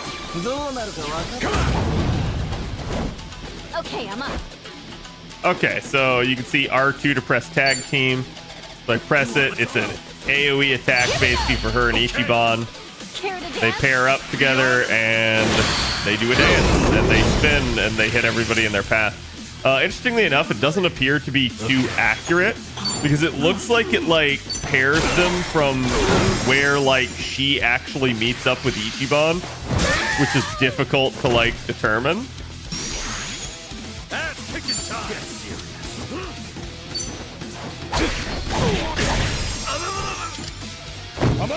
Okay, so he's paralyzed. Well,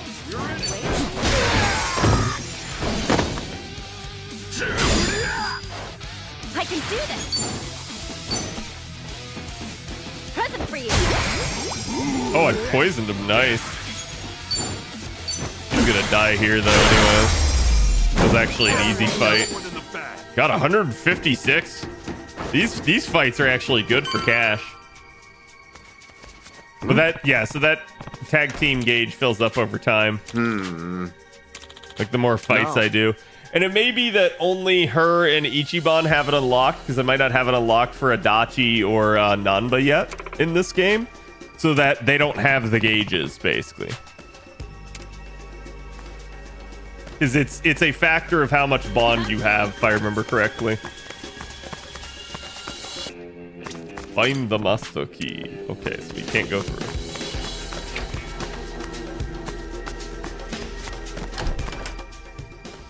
Hey guys, doing yoga?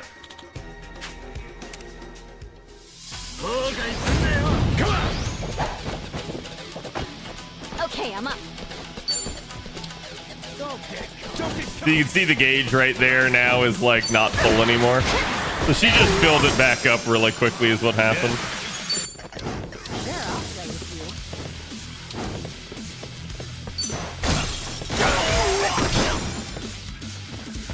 Dude, that cold proc's actually really nice on Nanba. I had not seen that anyone could have cold damage in the game prior to this point.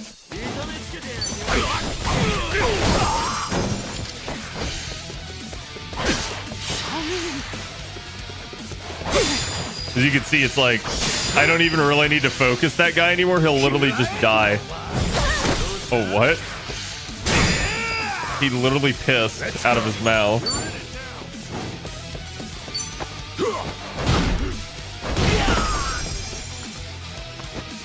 It looks like evil Japanese Jack Reacher.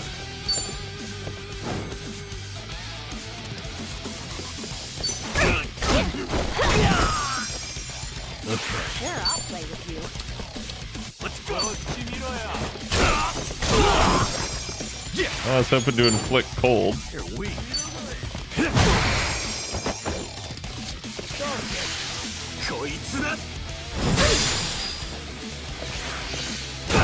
Oh no, doing yogurt? Yes. How's Bob tonight? How goes the hunting? Okay, I'm up. Don't get caught.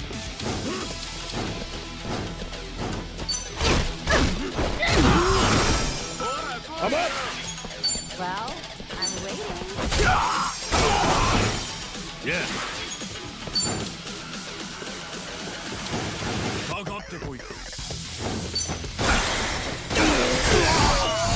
Oh wow.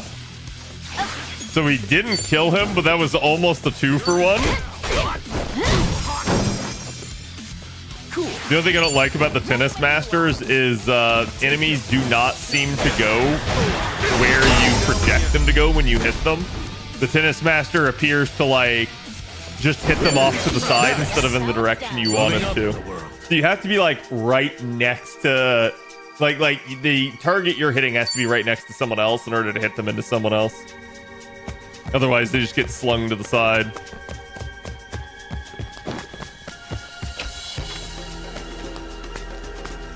Okay, so that was a loop that led nowhere.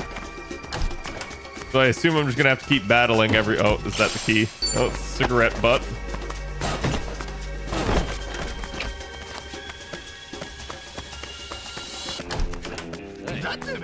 I'm in good shape.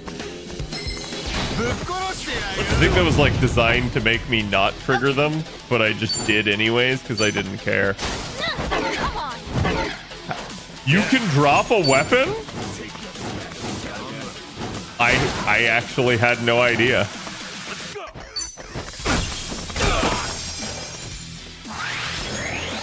Let's get it done. Okay, we're gonna do the AoE hot to everybody because honestly, Chitose needs the top up.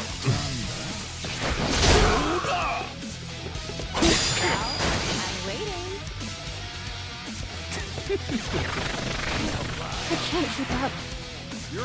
Okay, because now she can't heal anyways. I'm up.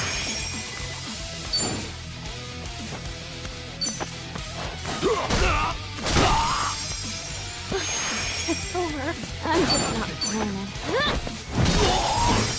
She finished him with the same chair.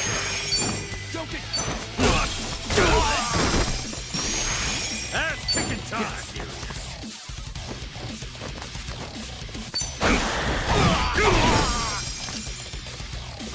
I can't keep up. Sorry if I messed this up. There you go. She at least managed to hit into Ichiban for a follow-up. Yeah. Namba with the cane in the corner to finish him off. Next level. Think you missed a briefcase in the room you fought? Yeah, I'll go back and check. Reached level 30 with Kasuga? Oh, sweet.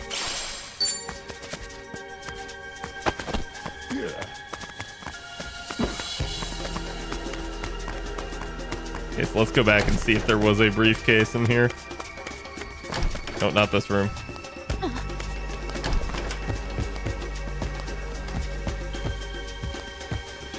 On the piano, yes. Okay. Yeah, okay. I'm okay.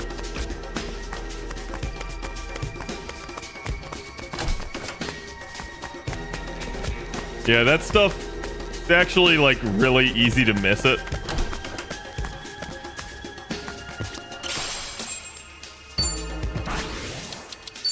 Okay, we got another upgrade.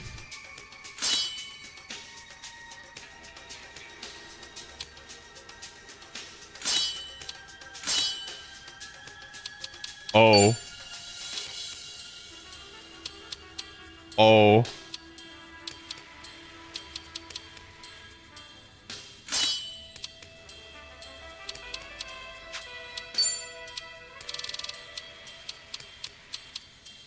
I totally could have been like wearing extra shit the whole time.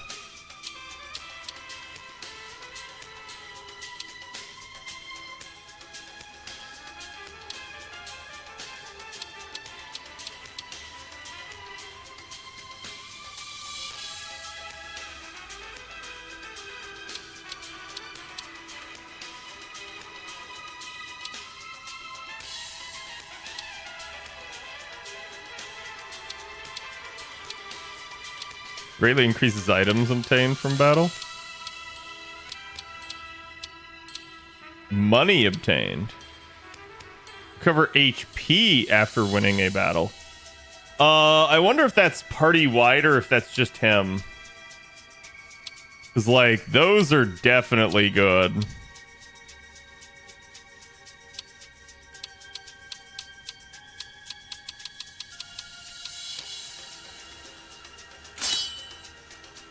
Playing the game, I miss them all the time. Yeah.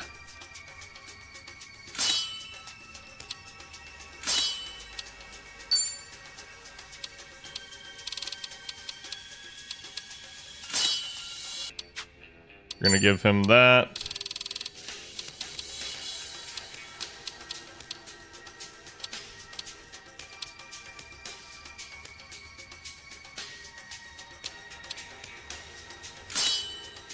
Then we'll do the items.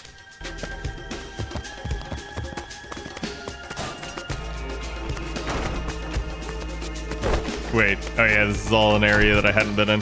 It all looks the same to me. Oh no. Chat, we've got to fight them.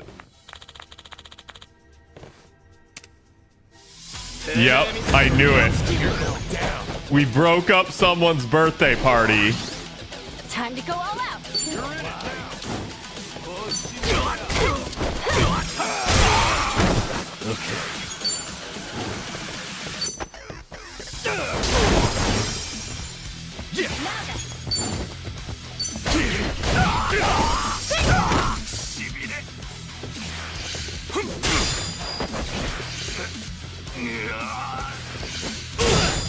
I'm up.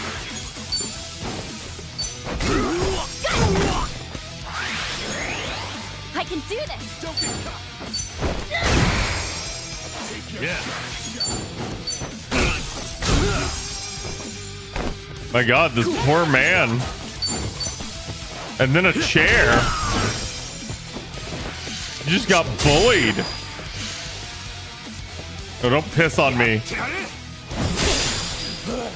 Disgusting. Time to go all out.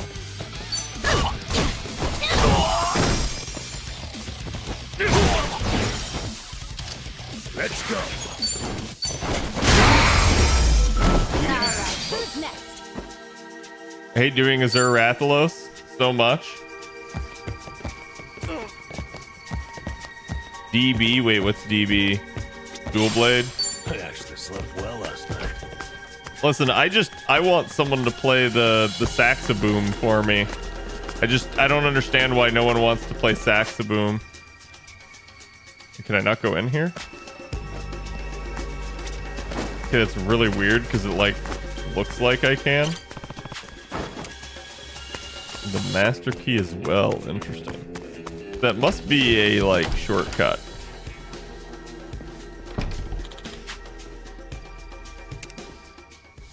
Oh, this is his room. Why are you guys hanging out in his room? Okay.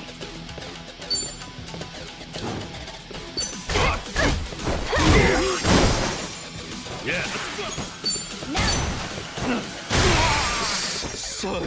Yeah. Me too.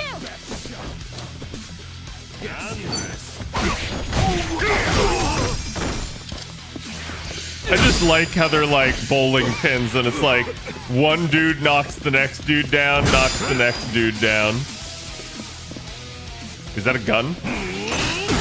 What's the point of it all? Let's go. Motherfucker attempted to cast a gun on me. Time to go all out. Yes, let's give up. Sure, I'll play with you.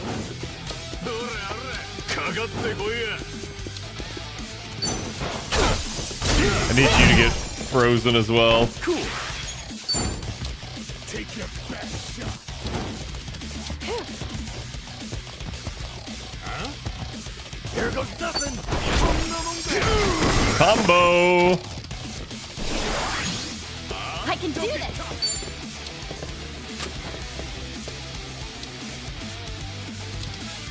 Here we go. Right on. Care to dance? Be honored.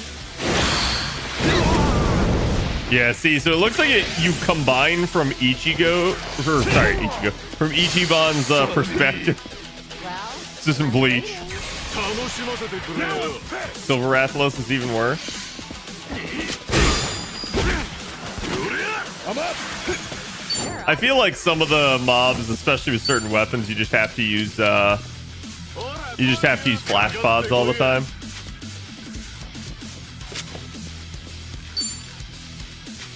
So I'm gonna guard break you. You're gonna get monkey flipped. Let's go. What's the point of it all? This is the worst.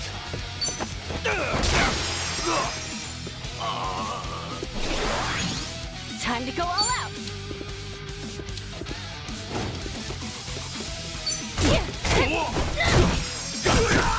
Okay, easy combo.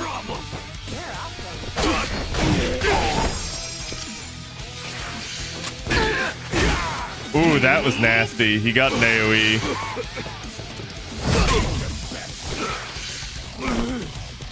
Almost down in the corner, chat. What do we do?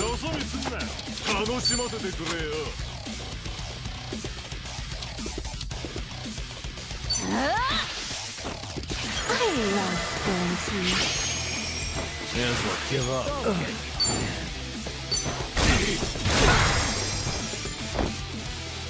Let's go.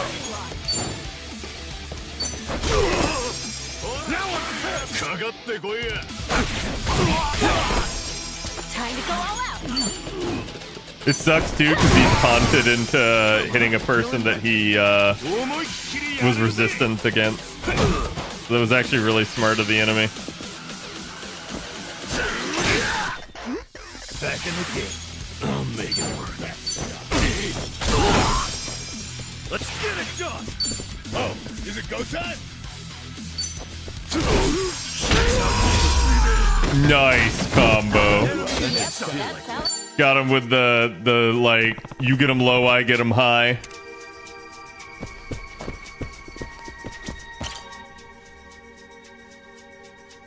Dogtooth Violent. Sup? Hey, it comes out on my birthday, chat. October 14th. It's like they know that I have dogs. Came here from YouTube is lagging for me. Oh, I'm sorry.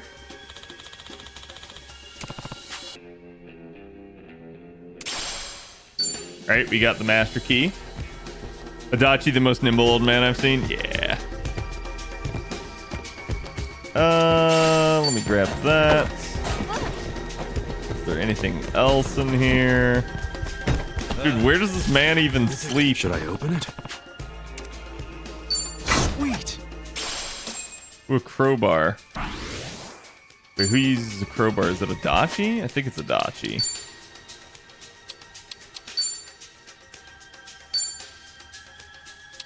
Yep. Looks like that does stun, which is also really nice. It's kind of ironic though, like I have not found a singular like rest point in this whole place. Normally by now the game like goes easy on you. It's like here's a rest point every 2 feet.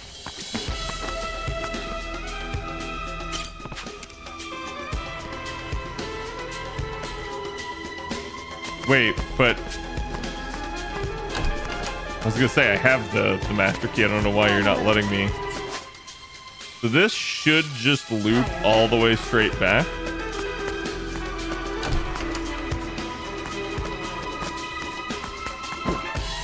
And I think this is where we came up.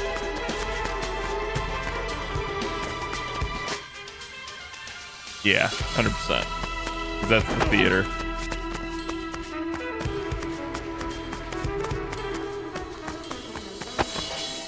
My crap internet. I like whenever someone tells me stuff like that, I just check to make sure it's like not on my end or something. And it doesn't necessarily even mean that it's on your end either. It could just be like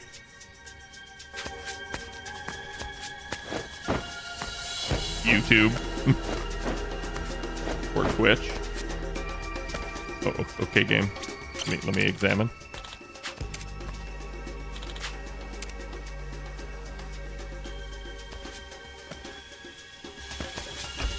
So like, I never assume it's my fault. I never assume it's your fault. I always assume it's the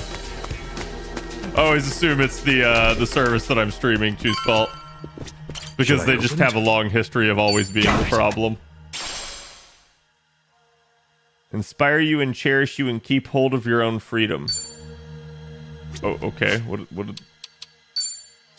does that do?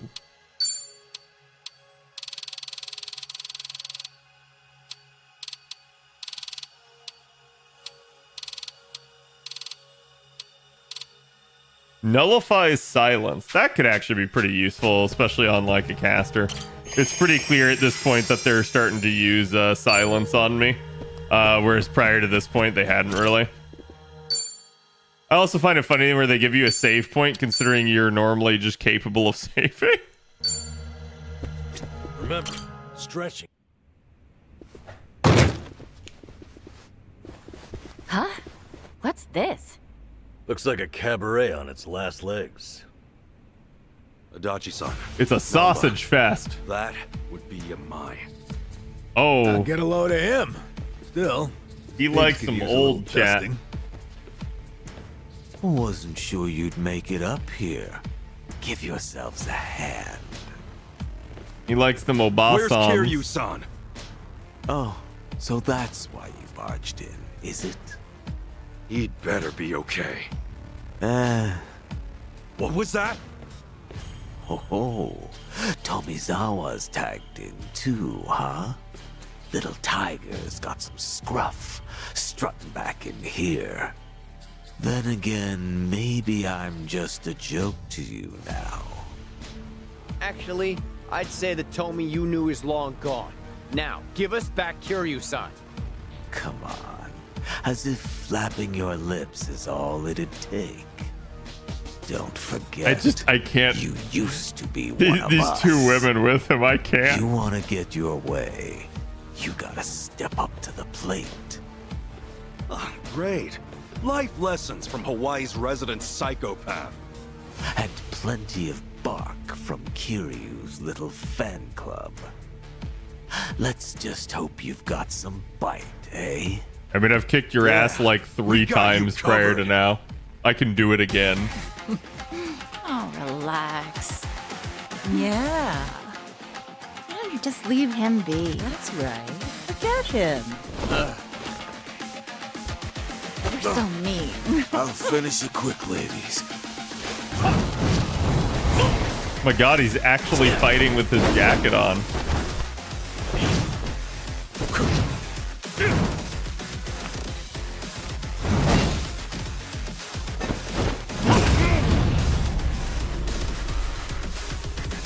Why does it feel like he's actually trying now? Also, that's hardly fair. You brought a crowbar to a...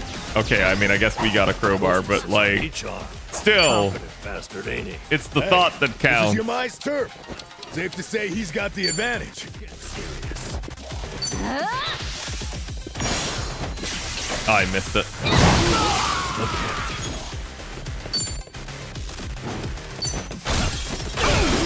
So it seems to just work best whenever you like stun Yamai.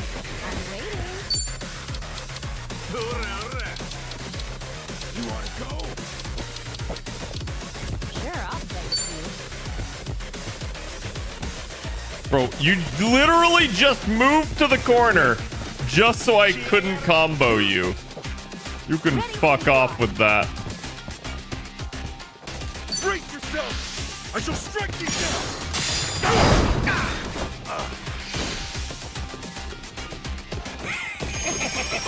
Oh, that. Okay, he just killed himself. No, don't you poison me! Don't you do it! I swear that shit never misses.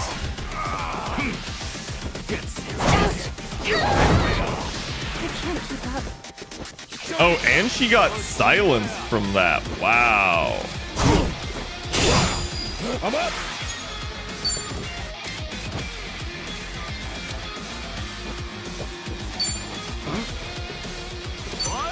Going in!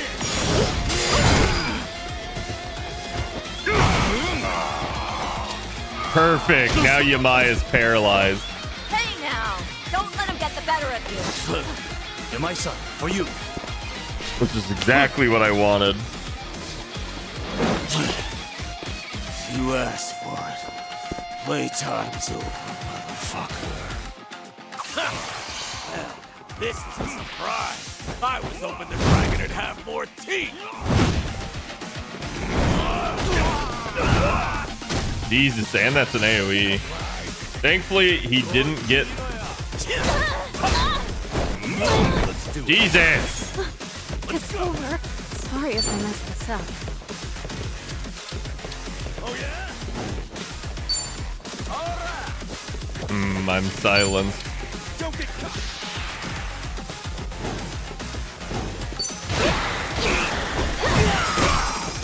Perfect.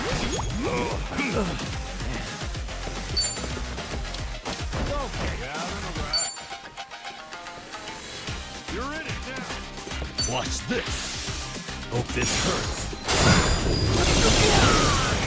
Okay, we got rid of the dude that we at least knew could heal. All right, let's go. Did they just increase this motherfucker's speed? Jesus Christ. Alright, I gotta get some healing on the party.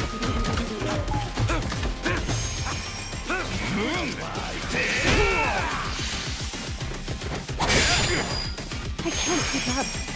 I'm just not normal.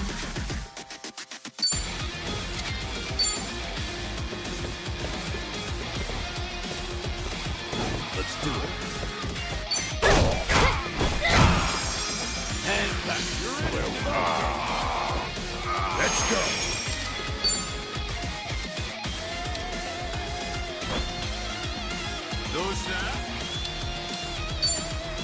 Let's go. Let's go. I missed it. That was good damage, though.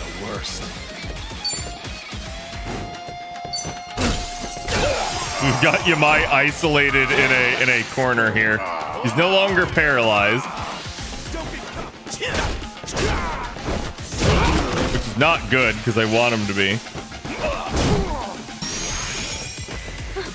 I'm so sorry if I messed this up.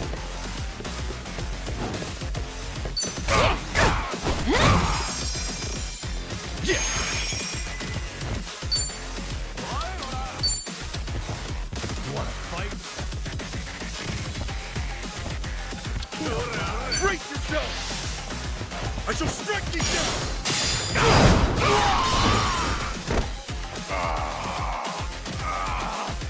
Okay, sweet. I think it's just Yumai and one other guy now. I almost didn't have my finger on the controller for that.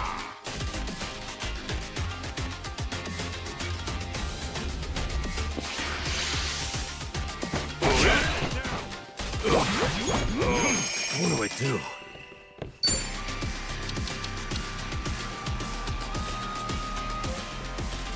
Take your best shot. Have fun with this. Don't mind me. Cheers! Cheers! Come on! That's actually a pretty good heal.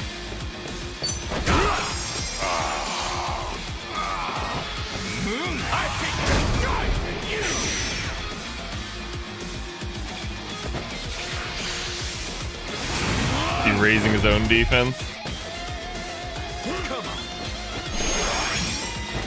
Look at that. Time to go all out.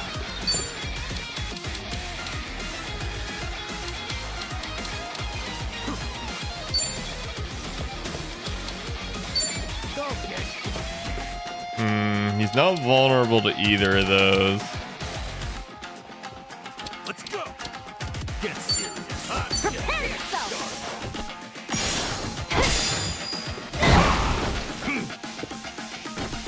Come on, pull yourself together. Stop increasing his agility. Holy shit. Well, I'm waiting. Open wide. Tell me you're done. Be a real shame. I can do this.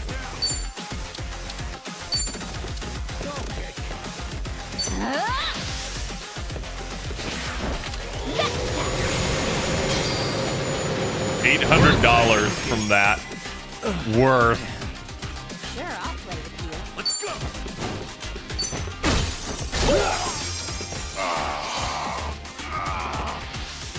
You're finished. Now then. Casca's stunned. That's not good. Gotta do something about this.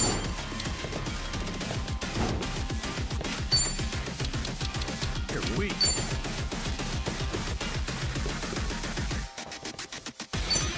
Going in.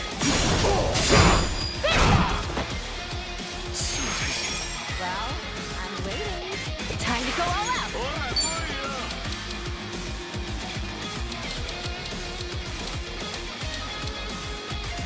Get alive. Yeah. Prepare yourself.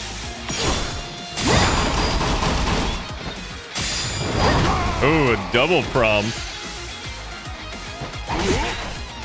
This is the worst.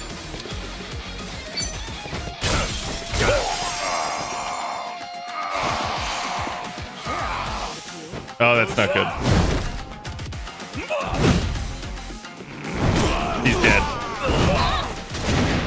Yup. And the problem is my primary healer has no MP and is like stunned. I can do this. Take your best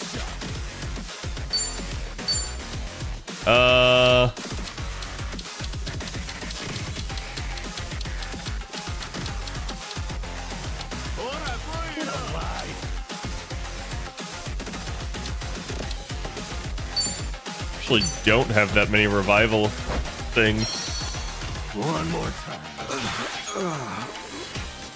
Okay, Ichiban, you've been stunned for like 3 turns. You need to not be stunned for 3 turns.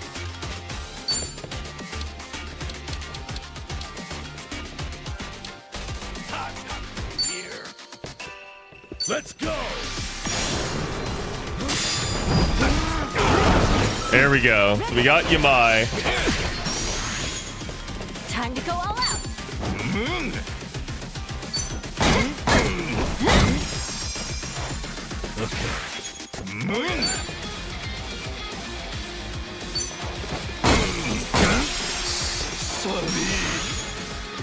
Feeling that ass kicking time.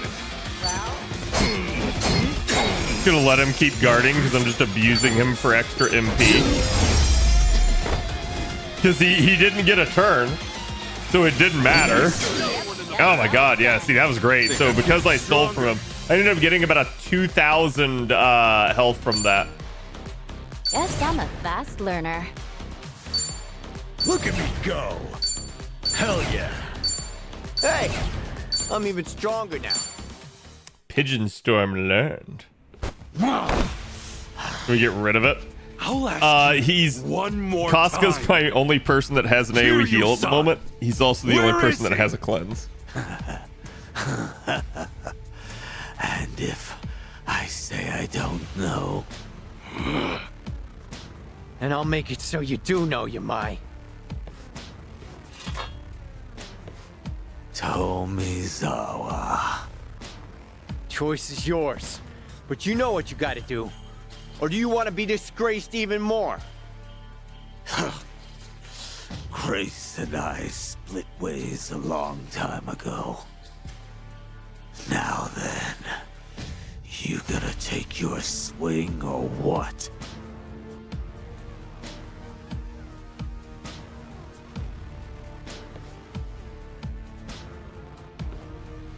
Toby!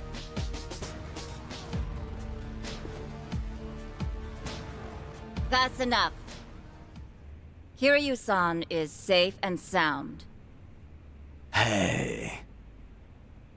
That said, if you lay another finger on the boss, I can't guarantee he'll stay that way.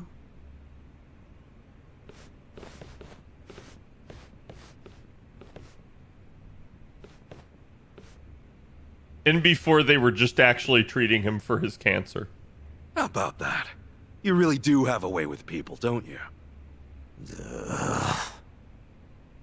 Now there's a keeper. Man, what I wouldn't give for a girl like that. What, like it's too late? If you're serious, I say go for it. You better show up at the wedding.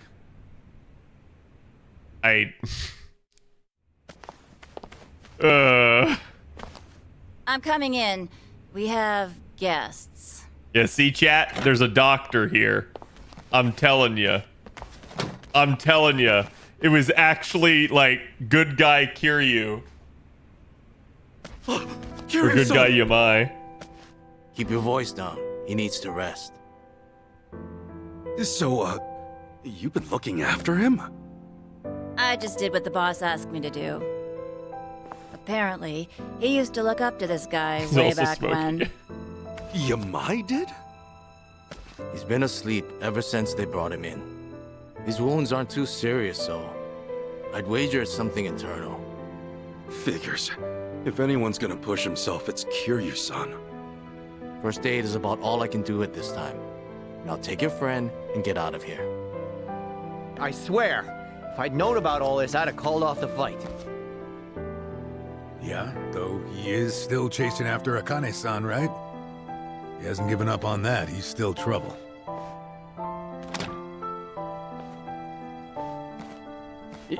Yamai. Yamai, what's your plan once you find Akane-san? Akane. We're all gonna worship Kiryu. You mean the old bat? Hey, have a little respect, will you?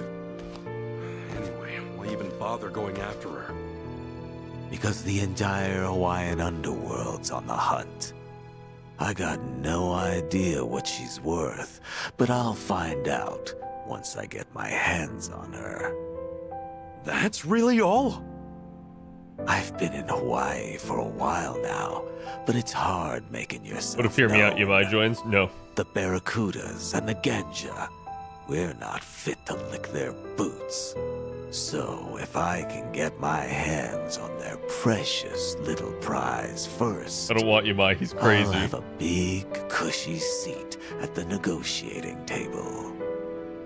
Negotiating? You act like it's a business deal. But really, don't you see you're just using Akane and Lani's lives to get what you want? Yes. Everyone's on the prowl, and you don't Also, wait, who's scramble Lonnie? like that without good reason. By the way, who's this Lonnie you mentioned? Yeah. I'm glad you asked. Means maybe you still have a heart after all. Let me explain. Whether you believe it or not, well, that's up to you. Oh, it's the girl. Yeah, okay. I was like, I just didn't remember. So, Pale Kana's golden boy's the big kahuna out here, and he's after this little Lonnie snot, eh? Boring story like that. It must be true. You mean you believe me? Tomizawa's switched sides. Kiryu's got your back. You don't seem like too great a liar. Top of that, I now know why they're going nuts enough to chase some bird around town. I'll leave the lady be. I'm not so strapped for cash I need to prey on a kid. Once Kiryu's awake, pack up and get lost. You stay off my turf, and for good. We never see each other again. Where's your turf? Deal. Yamai, I just have one more thing. Kiryu-san pulled through, and for that, you have my thanks. I owe you one. I had You nothing don't to owe gain. him. You don't get glory from kicking a corpse. No, you're a better man than I took you for. Well, not that much better, but it's something. Sure. Keep thinking that.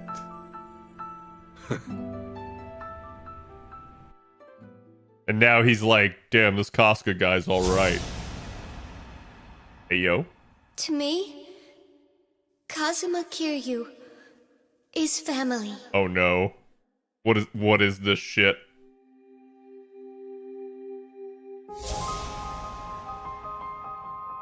Uncle Kaz!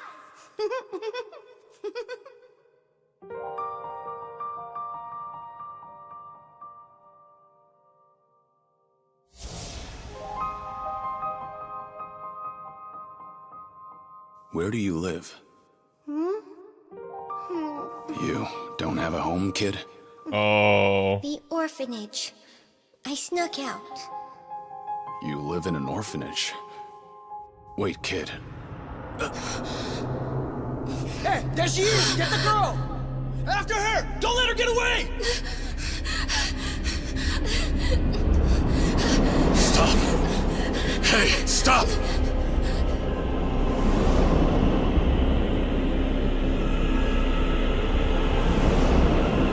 She's just a girl. Keep your hands off her!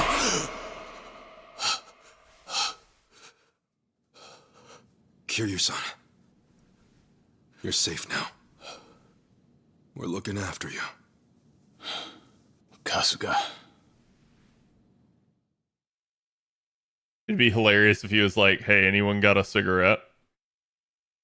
Feel the insane urge to smoke.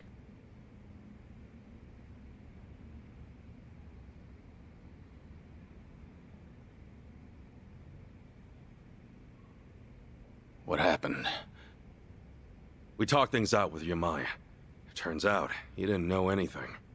He was only looking for Akane-san to get a leg up on the competition. No other new info, though, I'm afraid. Even now, Akane-san and Lonnie are still out there. I see. Please, leave the rest of this to us. Kiryu-san, think about it. You can't keep pushing yourself to the edge like that. Yeah, you can't. Sorry to make an ass of myself. But I knew what I was getting into. I'm all good now. Still with the tough guy act? I'm all good now. How are you in any way all good, huh? Kiryu-san! Look here, I used to be a nurse, so I want you to keep that in mind and listen to me. I know I don't have much time left. There's just something I need to do. You mean rescuing Lonnie and Akane-san? So basically nobody listened to Nanba. Go back to Japan and focus on recovering. Anything else, and you'll just weigh Kasuga-san and the others down. My mission has always been to secure Akane-san as quickly as possible. Objectively speaking, your staying here would be a hindrance to the mission. Kasuga-san's clearly worried about you as it is, and it would only stand to slow him down. Ultimately, that may end up putting Lonnie in danger. I doubt that's what you want.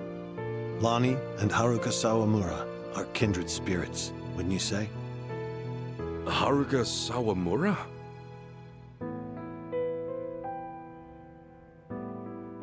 As Kiryu-san might say, she's essentially his daughter.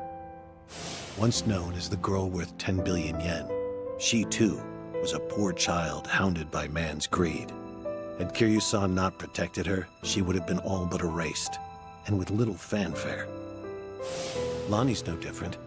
Even in my eyes, her situation aligns with Haruka's in many ways.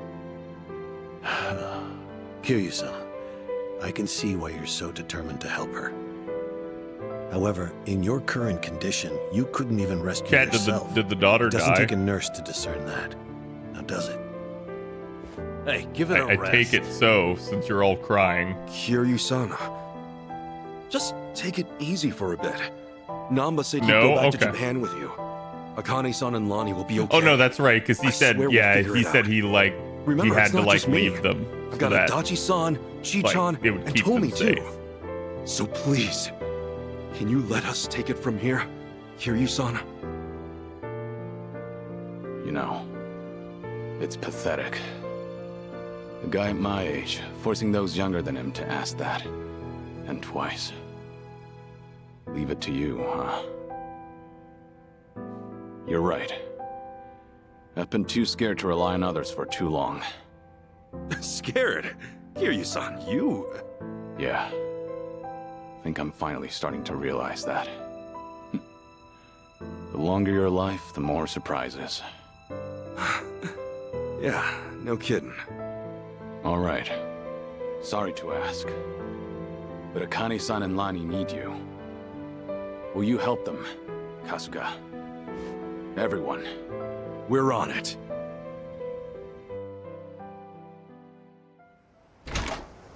Ichiban. He's in good hands. Yeah, we ought to rest. Oh, thank God. They actually, like, didn't give me a, like, constant, like, I don't know, like 35 minutes worth of cutscenes, which they had done before, so. All right, chat. We're going to end it there. Since it is now 11, let me see if there's anybody on for tonight.